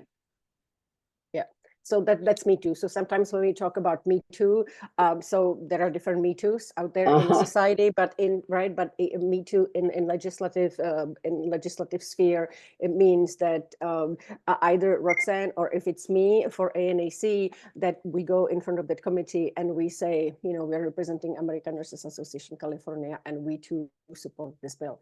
Next bill is another Senate bill, SB 403, that's Senator Blakespear, and you know that ANAC in 2014, then 2015 and 2016, that we worked on the End of Life Act for medical aid in dying, and so it passed, I think, in 2015. Then 5 years later or something, they came back to a joint legislative review, and they had to bring the data, and if the law, the End of Life Act, if it was doing what it was supposed to be doing. So for the 3 years prior, they had the total in 2020 or something, they had 535 people came to physicians to get this medical aid in dying, and in the end, I remember that the study said that at the end maybe 120 people actually used the medical aid in dying. And so the legislature, they wanted to be sure that the bill is doing what it's supposed to be doing, and it is not doing something else what it's not supposed to be doing. So in order to protect Californians and the people in California, back then, the joint legislative review, they said that they want, before they put a sunset in there. Roxanne, can you tell us what is sunset? So if typically if something is somewhat controversial or people aren't sure, they think it's a great idea, they say, well, we're going to allow you to go forward with this policy, but we want it to have an end date. And so in order for it to continue, we have to have a bill. And the bill, actually, all it does is removes the end date from the original language. So it's like a trial run of a policy. Right. And so it was this. So they had the first 5 or 4 years. It was a pilot, and it was being watched and monitored by the legislature because it was a controversial bill. And then they put another, I think, 4 or 5 years, a sunset. So any sunset bill, which BRN sunset is coming up, January 1st, 2026. Just telling you that it's coming up next year. And so this bill is just that it is removing sunset because after I think 9 or 10 years of really monitoring this issue, legislature came to the realization that it's safe and that it is not being misused or overused. And so this bill is removing the sunset, removing the specificity time-wise. So we submitted a letter of support, as we have done over the past 10 years, and we work very closely with our coalition partners. And so what does it mean when I am reading, Roxanne, that it was heard on the 23rd of April in Senate, I'm sorry, Jared, can you go back in the line? Yeah, please. And so it is coming to Senate Judiciary. Mm-hmm. Why is it coming to Judiciary? Well, actually, I don't know specifically why, except that it's a pretty extreme thing to say someone or who assigns it to Judiciary. I guess maybe that's a what I better meant to ask. question. Like who assigns bills? Like who assigns that it goes to Judiciary? Well, at each house there's a committee called Rules Committee, and it's typically chaired by the Senate President in the Senate and the Speaker of the Assembly in the Assembly. And there are only about 5 members on the committee, and every bill that's introduced, and by the way, there were more than 2,500 bills introduced this year so far. They go to the Rules Committee, they analyze the policy and code sections that it's impacting, which is why this is going to Judiciary now that I'm thinking about it. And particular code sections go to health, go to education. This one was assigned to the Judiciary Committee. Sometimes it's assigned to more than one committee. Yeah. And it's, I like what you were saying, that there is this rules committee, right? There are people who are actually deciding, right, where these bills will be heard. So it's not just one person somewhere making these decisions. So it's a rules committee. Thank you, Jared. Next slide. I saw it was AB 836, right? And it is another midwife bill. Yeah. So it is a Assembly Member Stefani, and it's Assembly Bill 836, and it is focused. It is yet again, and rightfully so, focused on the layout and the layout of midwifery and access to midwifery in California. And so, midwives are very strong this year because they're working on 2 bills separately. And so this really is calling for a study to figure out, where the education is, where the practice is, is it sufficient? Is it enough? Is it not enough? Is it only in urban areas? Do people have access to midwifery in rural areas? So, also, the thing is that sometimes these studies are aimed just to figure out what the problem is. Well, mostly we know what the problem is. So this one is really also trying to propose solutions, which, let's be honest, that's a new one. So this is also trying to do something with solutions. So because, again, we're supporting our APR and coalition partners, and we are working closely with the nurse midwives, we supported the letter. It was heard on Wednesday. I don't know when 23rd was, but I think it was on Wednesday or Tuesday in Assembly Appropriation Committee, and it's on suspense. Would you tell us, Roxanne, what does it mean that it's on suspense? So, and also I want to say that a study is typically done when they don't think they can get the bill passed just as enacting it immediately. So you conduct a study so that you come up with data and ammunition to justify passing it at a later date. I mentioned earlier about appropriations. If a bill costs money, it goes to appropriations.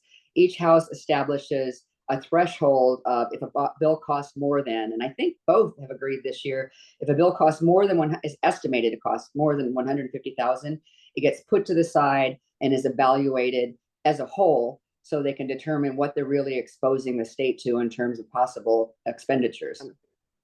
Yeah, and it's important to know that $150,000 for a statewide bill implementation, it's really nothing. So majority of the bills go there.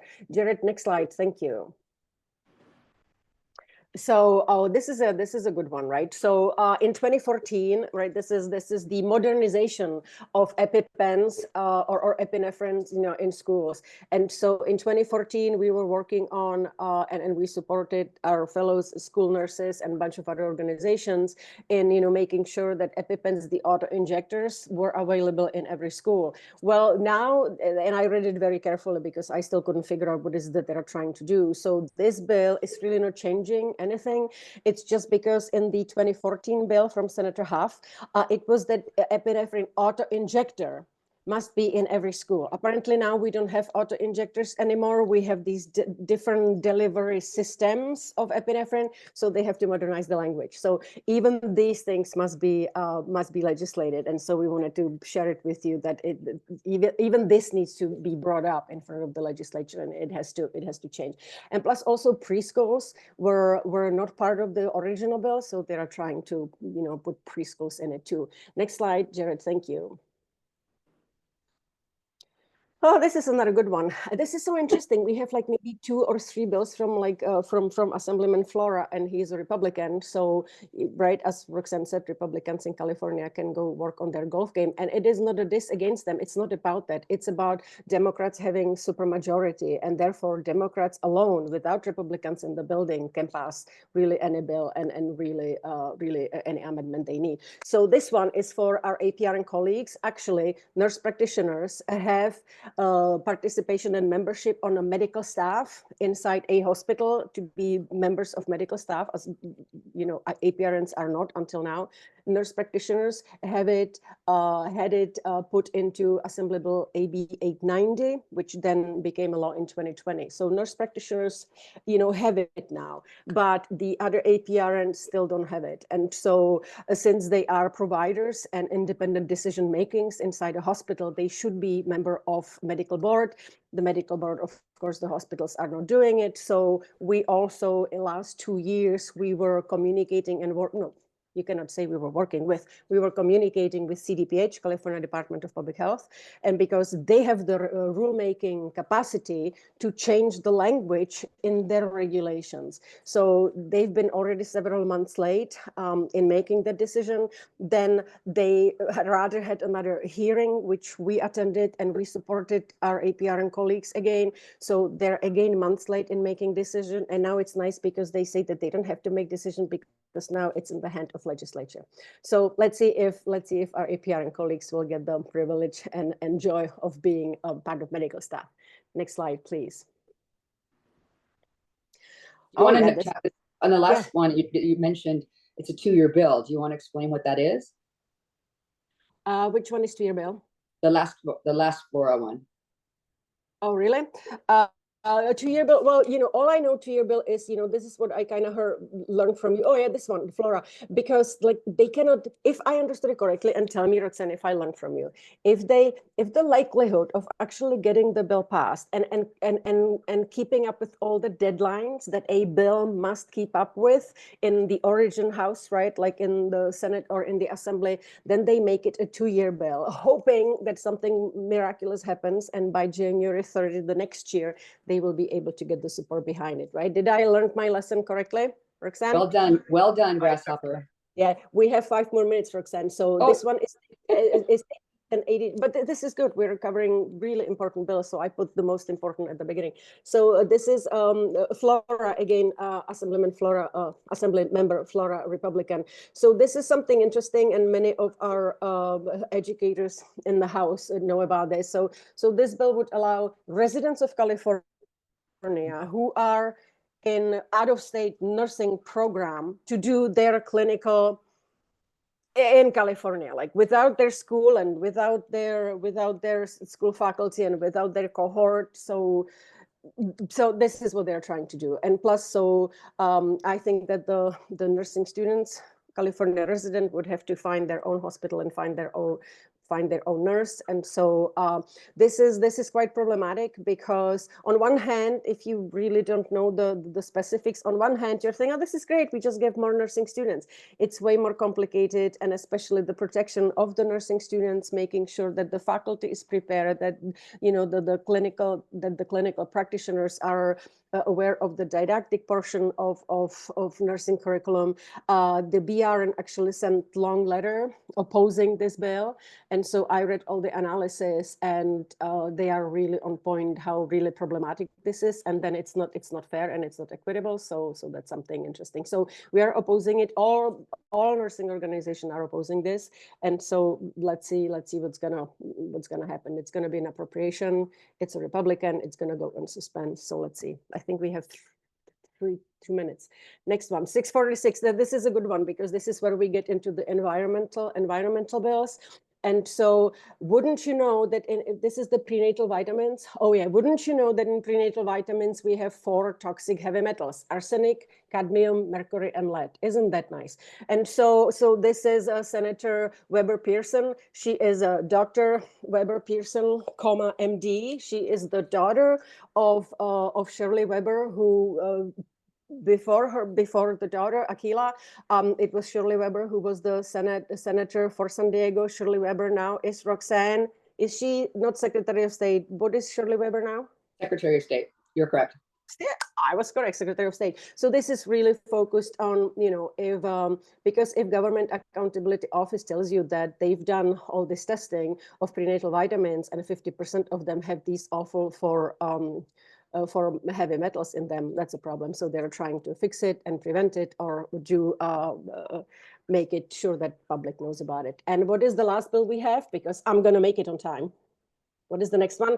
Oh yeah, and this is something that we are really following, because this is about just freestanding emergency centers in rural or really underserved and really underrepresented areas. So they are trying to figure out how to, not since they cannot have the full hospital because many of them closed. So they're trying to figure out a law must be changed in order just to have emergency clinic, or maybe just to have something between urgent clinic and emergency clinic. So this is, again, it is calling for a study to figure out what regions, how it would work. And what I really like about this is that, and again, Ochabok, it's another Republican, so this is another Republican bill, but what they are trying to do is really look at other states and really use their the best strategies and best ways how they're serving their population in rural area, and especially for underrepresented communities. So this is a wonderful. So I will be listening, and Roxanne will be attending the Senate Health Committee to really see how far we are and what is the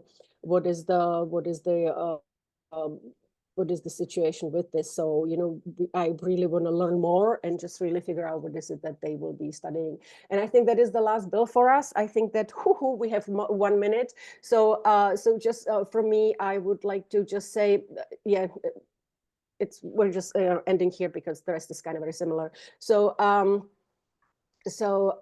we already talked about the 489, AB 489. I wanted to say thank you to Roxanne in front of all of our board members and our fabulous members attending. Roxanne has been a stellar lobbyist. She's representing us very well. And it's not only that she's our lobbyist, but anytime I am invited by nursing faculty to do presentation to nursing students anywhere, anytime, Roxanne always comes with me. And so we do tag team between me for ANAC and then Roxanne sharing what her work is. So I really want to make sure that you all know how grateful we are and what a fabulous job Roxanne is doing. And I made it right on time. Thank you so much. Thank you, Roxanne. Thank you. Thank you, Marketa. Thank you, Roxanne. And that means we are on to the wonderful award ceremony section of today. I'm going to call up Dr. Dan Weberg first to present our Excellence in Nursing Science Award. Awesome. Thanks, Jared. And congratulations to Randy O. Claxton for the Excellence in Nursing Science Award. This award honors pioneers in nursing research and knowledge dissemination. And Randy has an amazing impact here. He was nominated in the face of sepsis. He created a biochip innovation that slashes diagnosis time from 72 hours to a mere 30 minutes, which is, as you know, revolutionary. Randy's 40-year career includes pivotal roles such as chief consultant to the Air Force Surgeon General and nursing supervisor in Iraq. And this was supported with over $900,000 grant from the Air Force. And just with that time difference, that can allow for antibiotics, early diagnosis, and the catching of sepsis to stop poor outcomes. So Randy, we're so excited to give this award to you, and I'll turn it over to you for an acceptance speech. Thank you, Dan. I appreciate that. This was an incredible feat. We're still working on this project, but we think that's going to have just widespread impact across not just DoD, Department of Defense, and warfighters, but in the civilian sector as well. But first and foremost, I just want to say thank you again to the American Nurse Association of California for this award. Like any award, it's not just me. It's a team of my fellow researchers and folks that I work with on a day-to-day basis that inspire me and others to put together intellectual property and build these kind of things that can help again our war fighters, and then eventually translate into hopefully into the civilian sector. With this application, widespread application of this particular invention that we've created. But again, clinical inquiry, research, evidence-based practice, such an important thing, and I'm glad that the American Nurses Association is so supportive of this type of award. Research has only been something I've been involved in the last 5 years over my 40-year nursing career, but I found it to be so important, just like many other aspects of nursing. Without research, we can't figure out new technologies, new ways of doing things, and improving the standard of care that is ultimately taking better care of our patients. So thank you again, and I appreciate this award on behalf of my team. And thank you again to the American Nurse Association California for this recognition. Thank you so much, Randy. Next, I'm going to invite up our board nursing practice director, Denisha, to hand out the award, Clinical Excellence. Awesome. Thank you so much. It is such an honor to present the Clinical Excellence Award to Alice Benjamin. This award is in tribute to Susie Walking Bear Yellowtail, a Crow Native American nurse who dedicated her life to improving healthcare for Indigenous communities. This award recognizes a registered nurse whose patient care sets an exemplary standard in the profession. So Alice, or Nurse Alice Benjamin, is a leading nurse and media advocate, dedicating her career to amplifying nursing's voice in health education, policy, and practice. During COVID-19, she became the most watched nurse on TV, providing expert analysis on major networks like NBC, CNN, Fox News, and GMA3. Ensuring nurses remained central to the national health discussions.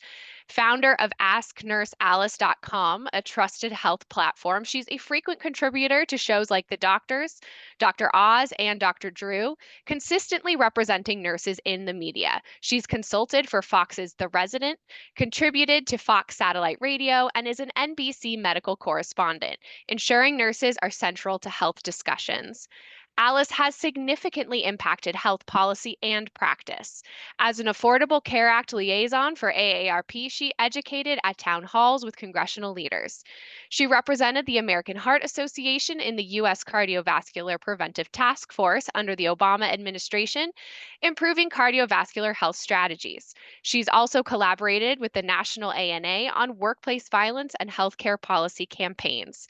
A trailblazer in nursing media, Alice was the first Black nurse elected to the ANAC board, leading media training for nurses. She continues this work through Media RX, mentoring nurses in media influence.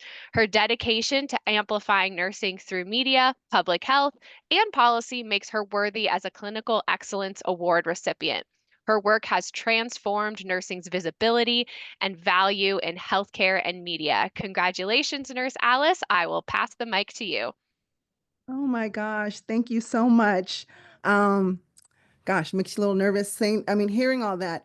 Um, I first wanted to say I'm truly humbled and honored to receive the 2025 Clinical Excellence Award and to be recognized in this tribute to Susie Walker Bear Yellowtail, who indeed also was a trailblazer who devoted her life to improving healthcare for underserved communities. This is incredibly meaningful. Um, you know, if you'd have asked me when I entered nursing if this is what I'd be doing, I had no clue that this was even an option to do this. And I was really inspired by my father's work. So sorry, I'm a little emotional. Um, but I think it's really important for us as nurses to understand and recognize that clinical excellence is not just about delivering expert care at the bedside. It's about listening deeply, advocating fiercely, and striving to create a lasting change for our patients and the communities we serve. And I stand here today because of the countless patients, mentors, and colleagues who've challenged me to lead with both heart and skill. And also with the work that I've done in nursing, and I learned this, someone told me this long ago, wherever there are people, there are problems. Wherever there are problems, there needs to be a nurse. And so I've been able to take a lot of the work that I do with nursing, things that were corely done at the bedside, and take those and use media as a platform to amplify the message, to educate communities, to provide influence, and to raise awareness to a lot of things. And so I'm really thankful, excited for this award and the opportunity to do this type of work. And thank you to ANAC's award selection task force for the incredible honor, and to all the nurses who continue to inspire me daily with their commitment. Look, I'm crying and my nose is running. This is not great for TV, but who continue to inspire me with their commitment to advancing health equity and excellence of care. And this award just reminds me that our work matters, whether at the bedside, whether in the boardroom. Nurses, our hospital walls should not have any borders with the work that we do. There are people everywhere, potential patients, and we as nurses are in an excellent position clinically, as well as knowledge-wise, and just with the compassionate care that we provide to make a difference in this world. And so that together, we can keep moving healthcare forward for everyone. Thank you so much for this honor. Thank you for everything that you do, Alice. Continuing the excellence awards here, a pleasure to bring on our board nursing education director to present our Excellence in Nursing Education Award. Hey, folks. I'm pleased to announce this award for excellence in nursing education to Dr. Evangeline Fanganil Gangalang. This award is in recognition of innovation and excellence in nursing education. It honors individuals or teams that are committed to nurturing the next generation of nurses. And boy, that is exactly what Evangeline does. So in her 10 years as an assistant professor and undergraduate nursing program director at the California State University, San Bernardino, she's accomplished more for the next generation of nurses than her nomination team has seen to date. Under her leadership, the entry into practice BSN program has grown from 250 students to almost 500 students, which boasts the largest program increase in that college that college has seen in many, many years. This was uniquely accomplished by her leading regional academic partners to create a concurrent enrollment program. That program has admitted 40 ADN students. That was in 2019. The program now has almost 200 students. They have also graduated four cohorts. Understanding that the volume of students is only one aspect to growing programs, she also understands that there needs to be resources available. And so she embarked on a journey to write a Song Brown grant, and this was awarded to her department. And it had been many years since the School of Nursing department had been awarded this grant. And so she then led a grant writing team that has yielded an award for the School of Nursing for over 1.9 million to be awarded over 3 years, which is earmarked for remediation, counseling, tutoring, and technology. And that is through 2027. She also leads an 8-person interprofessional team that has been instrumental in raising NCLEX scores from 94 to 97% within that same period. She has received numerous awards for education and leadership, including the prestigious Excellence in Professional Education Award from ACNL. And her elected leadership terms have included president-elect for the California Association of College of Nursing chair and board member. She's been an Inland Empire Health Education Consortium member, an ACNL research chair, faculty senator, and a board member for Asian Faculty, Staff, and Student Association. She also can boast intramural grant writing, for which she's been awarded well over $70,000 from 2021 to present. And this is really in recognition of her individual teaching prowess, as well as her speakership. With all that said, she serves as an extraordinary role model for newer faculty, honing their own skills, and is an excellent mentor. So with that, I'd like to pass the mic. Good morning, ANA. Oh my gosh, that is overwhelming. Thank you so much. I am deeply honored to receive the American Nurses Association California Excellence in Nursing Education Award. Nursing education is at the center of my professional work, and student success forms the core purpose of my dedication to this field. Again, I am just one person that prepares our future nurses in their journey to become registered nurses and professional nurses, and I am very privileged to contribute to their journey. I am grateful to ANAC Awards Committee for acknowledging my accomplishments, but it's not just me. It takes a village, as you all know, to prepare students to make sure that their success is paved so that they can become registered nurses, especially for California, and work with them every step of the way. I keep telling people it's not enough to admit students, especially in underserved area, but it's another thing to support them every step of the way until they become successful, not only in passing the NCLEX, passing their courses, but also in making sure that they are placed in a good career later on after all of that preparation.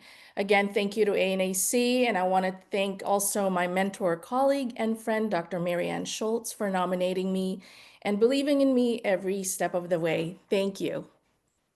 Thank you for everything that you've done, Evangeline. I'm going to bring up our board secretary now to introduce our Excellence in Health Equity and Justice Award. Thank you, Jared. My honor and privilege is to present this award for excellence in health equity and justice to Terry L. Gilbert. For over 25 years, Terry has worked tirelessly providing specialized care to historically marginalized communities, including people with HIV and transgender patients. As a preceptor for multiple students, Terry has shaped the next generation of healthcare providers to understand and prioritize health equity in their own practice. Her mentorship extends beyond clinical skills, emphasizing the importance of culturally competent care, anti-racism, and the need for systemic change within healthcare. Her involvement in developing and co-directing the UC San Diego Transgender Healthcare Symposium, an event that brings attention to the unique healthcare needs of transgender individuals, also highlights her dedication to health equity. Her leadership in organizing this symposium, which has occurred annually since 2020, highlights her dedication to fostering inclusivity and providing better healthcare for all. Terry's work to improve transgender healthcare and challenge societal inequities has earned her the respect and admiration of so many. Terry has also been a passionate advocate for people living with HIV, serving as a medical provider on the AIDS life cycle. Her research on anal cancer and HIV underscore her commitment to advancing care in HIV and transgender health. Terry has received numerous awards for her groundbreaking work, yet her true impact lies in the daily lives she touches. Through her work, Terry has been a champion for not just patient care, but also for a deeper understanding of the societal or social determinants of health. Her focus on inclusivity and addressing health disparities has made a profound impact on both individual patients and broader healthcare systems. It's through her leadership, mentorship, and advocacy that Terry has inspired everyone and countless people to pursue healthcare with a commitment to justice, equity, and compassion. Thank you, Terry. Oh, thank you so much. I'm so deeply humbled by this recognition. As you can probably tell, I've been a nurse for decades, and while I do strive for clinical excellence and to provide students, learners with hopefully transformative learning opportunities, I feel that health equity and justice are equally as important as those, but it's often invisible work. Sometimes hard to recognize. It can include things such as providing healthcare for those who don't have healthcare, perhaps even across borders, using our voice for people whose voices are historically suppressed, organizing vigils, legislating. I've loved what I've heard within this meeting so far, creating community, calling out racism, homophobia, sexism, even when our voices shake. And our current political climate is so challenging. That's an understatement. And as nurses, we are the most trusted profession, I believe, in the country.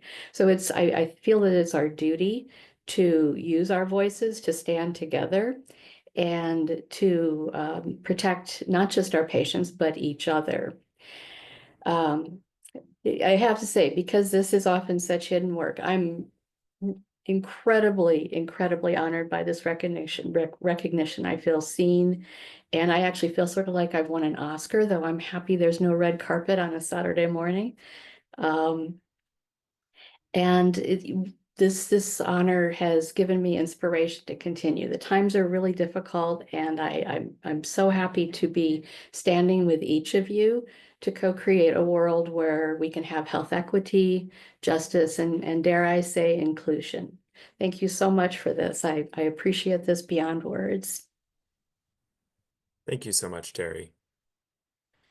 Now we'll have our board treasurer introduce our Emerging Nurse Leader Award.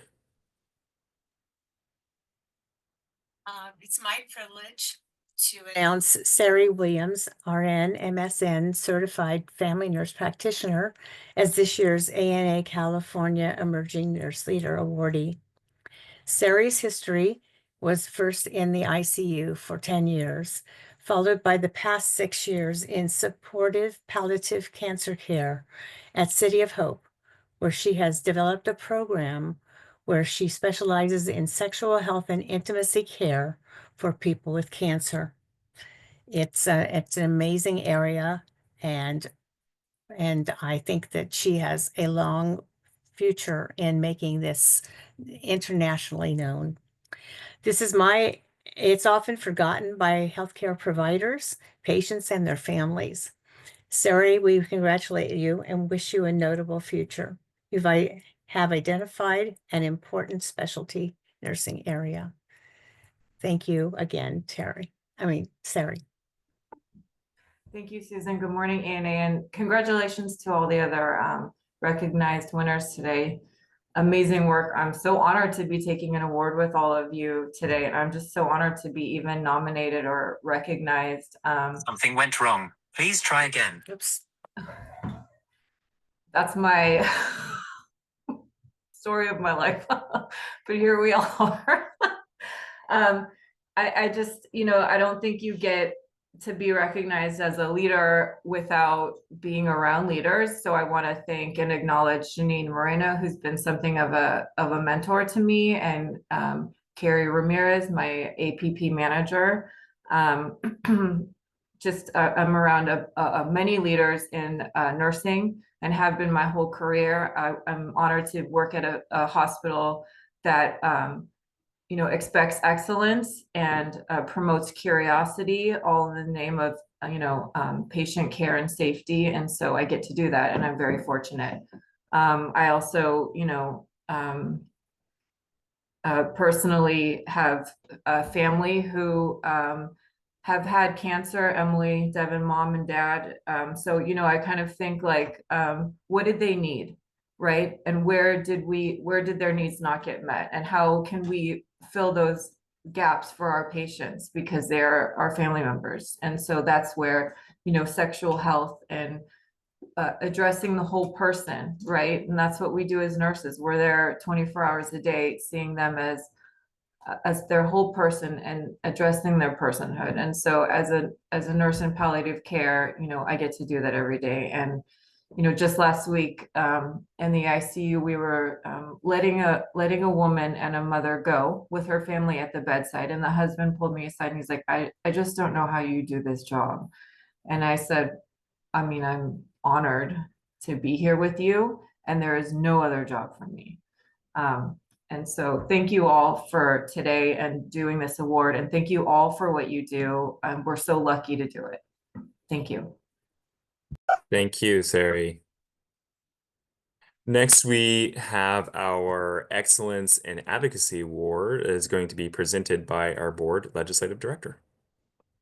Morning, everyone. So Excellence in Advocacy Award is a tribute to Betty Curtis, a distinguished nurse and advocate renowned for her tireless work in shaping healthcare policy and promoting nursing influence in California. So I am very, very honored this morning to present this on behalf of ANA California to Jay LaRosa. His leadership in healthcare, advocacy, policy influence, and commitment to advancing nursing's role in legislation makes him very wonderful nominee for this award. His dedication to improving healthcare access and outcomes embodies the spirit of Betty Curtis, whose legacy this award honors. As the president-elect of the Philippine Nurses Association of San Diego, PNASD, and the national board member for the Philippine Nurses Association of America, PNAA, Jay has championed equitable healthcare and amplified nurses' voices in policy discussions.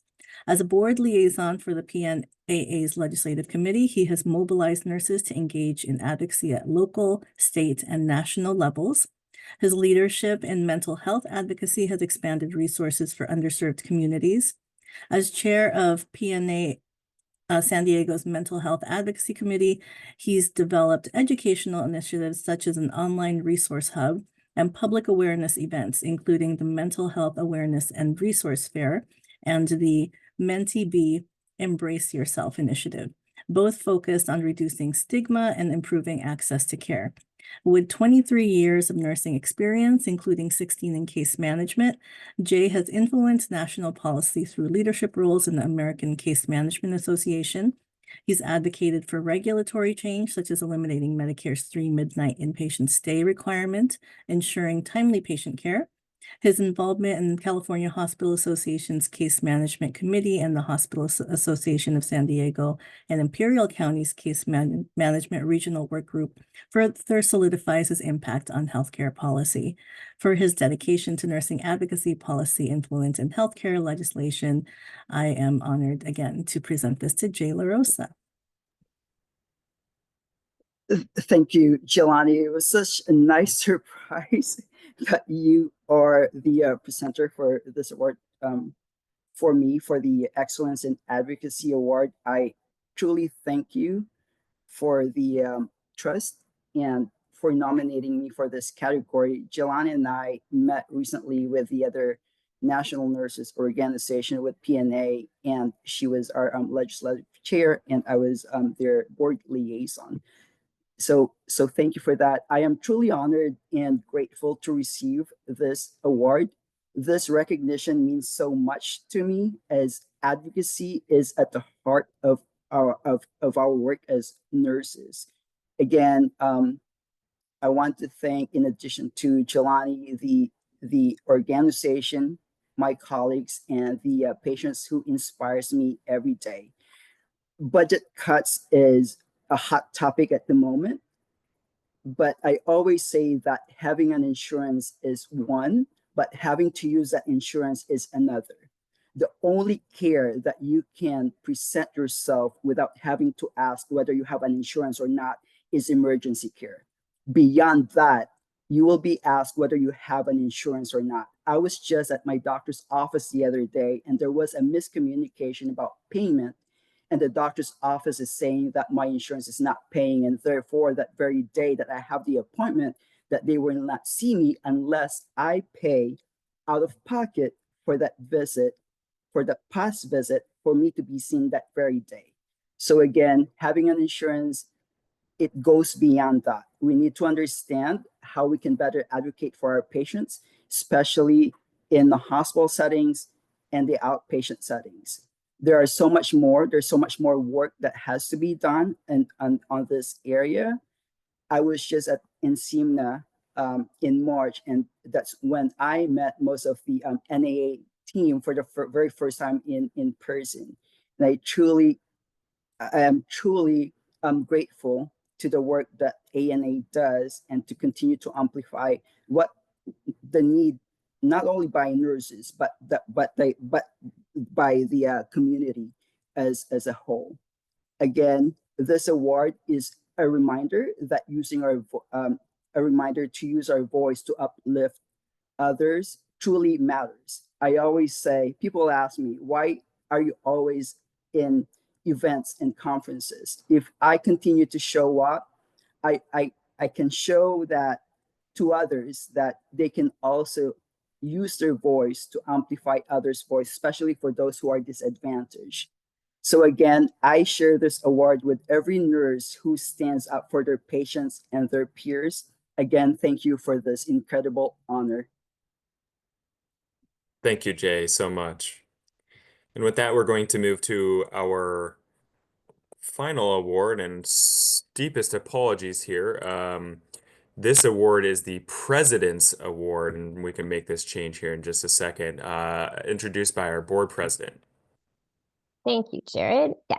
And so one of the things that happens during award season is there's a President Award where I get to nominate and get approved by the board one person to be honored. And as you saw, if you were here earlier in chat, the respect and love I have for veterans is deep and personal. And so in looking at our options for this year in 2025, it was great honor that I selected Dr. Ali Tayeb as our President's Award winner. So it is in recognition of his incredible contributions to nursing practice, education, leadership, and public service, and really in the realm of veteran health. So Dr. Tayeb's journey is a deep commitment to his country and our country and to the nursing profession.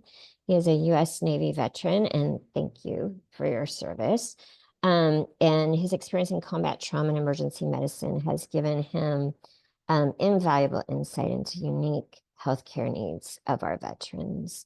His work spans across critical areas, including military to civilian, transition, post-traumatic stress, mental health challenges, including depression and substance abuse that face our veterans. In 2023, Dr. Tayeb's guidance and support inspired ANA California to launch the Veteran Health Campaign. With his expertise, we're working to improve access to care and enhance the quality of services provided to veterans in civilian health institutions. His contributions has helped shape policy recommendations that aim to transform healthcare to those who have served our nation. Inspiring as a fellow of the American Academy of Nursing, a board-certified nursing professional development specialist, and a passionate advocate for veterans, Dr. Tayeb's influence extends far beyond just his research. His work in programs like RN Mentor Podcast, Hike to Thrive, his leadership of the Veterans Health Campaign at ANA California continues to create lasting change for veterans and for our nursing community. Dr. Tayeb's dedication to advancing veteran healthcare and improving nursing practice through policy transformation is truly deserving of the 2025 President's Award. Congratulations, Dr. Tayeb. I turn it over to you. Thank you, Chris. I greatly appreciate it. I'm honored to to be the recipient of this year's award. I have to admit, when I first got the email, I thought it was somebody trying to scam me to get my information. So I was like, so it came as quite a surprise. This is a passion project. I do a lot of this work on my own time, and that's one of the beautiful things about nursing. Before I get into that, some of the details, because I don't really like to talk about myself too much, but congratulations to my fellow nominees, or awardees, I should say. I'm humbled by all the work that's being done by nursing that I normally don't hear about. So I'm so glad that I had an opportunity to hear about the incredible work that's being done. To Chris and the board, ANA California, who has been incredible support with helping me move some of this work forward.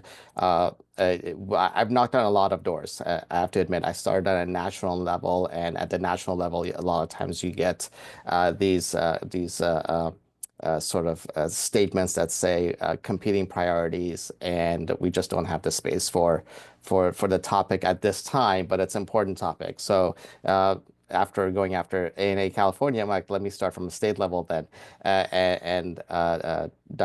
Huskova and Jared and the team were so gracious, and they said, yes, let's do this. And we've done some incredible work, and I'm incredibly grateful.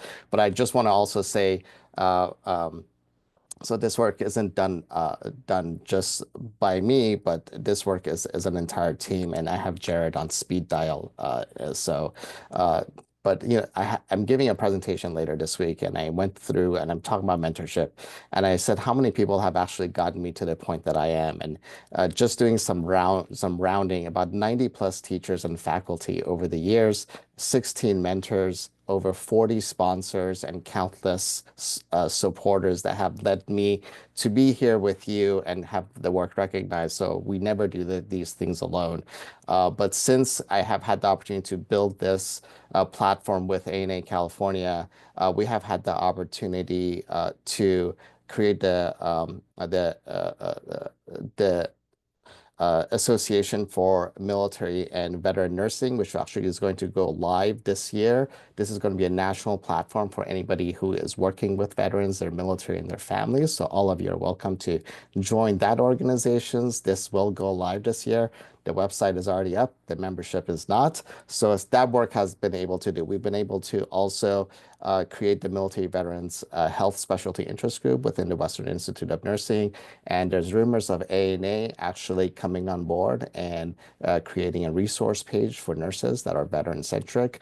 So a lot of work has been done, and I'm so proud to say ANA California has been the pioneer and leading this work that has allowed us to do this platform. This is, again, a passion project for me. I do a lot of work with the Los Angeles County. I chair the Veterans Suicide Review Team. Our civilian communities are incredibly underprepared in caring for our veterans. And most of our veterans are getting their care in the civilian community, not in the VA system. So if you have an opportunity to look at your own systems and say, what are we not doing for veterans? We lack in education, preparation, competencies, scope and standards when it comes to care for our veterans and their families and our military personnel. So I highly encourage you to do this. Anytime I have an opportunity to talk about this, I do talk about it. I give talks nationally because, again, we have over 18 million veterans in our country, and again, most of them are not getting services within the VA system. So please do your diligence to see how you can better serve our veteran community. And if I can ever be of service, or if I can ever be a resource for you, please feel free to reach out. So thank you again. I'm incredibly humbled by everybody and the work that's being done here. So thank you so much. Thank you, Ollie. It's been a pleasure to work with you. Well, you know, such amazing awardees here today. I want to transition and bring our board president, Dr. Chris Tarver, back online to introduce our incoming new board members. Thank you, Jared. So, yeah, I'll say one more time, congratulations to all our awardees. You inspire us, and I know all the people here are inspired to do more and to follow the passion that you have to make a difference for the profession of nursing and, frankly, for the human race. So I have the pleasure of introducing 2 new board members who will join the board for the 2025-2027 term. So first is Alice Martinegara, who is going to be our new vice president, and we'll be working with Alice again. She had served on the board in the past, so welcome to returning to the board of ANA California. And then our newly elected membership chair, who is one of our former fellows, is Dahlia Maldonado. So congratulations, Dahlia. We look forward this summer to start orientation with the whole board and moving forward look how much has been done in the past 2 years. Can't even say the sky is the limit for the next 2 years. So thank you all. Thank you, Jared, for all your hosting, facilitating of today. And I think I'm going to send it to Dan for closing thoughts. Okay, thank you, Dan, for getting ours together for today. Yeah, just thanks everyone for joining, and please give us feedback related to the virtual environment. It seems like we got some good kudos, but we want to hear all the perspectives. Thanks, congratulations to all the award winners, and looking forward to the new board members coming in and starting new initiatives. So with that, I will turn it over to Jared to close us out. Well, thank you everyone so much. Thank you all for your time on a Saturday morning. I'm sure you have many things to be doing, but to spend it here with us, tuning into what ANA California does, we really appreciate you, to our members who help support all the work that we do, to our incredible board who has shown the leadership over this organization over the past 2 years.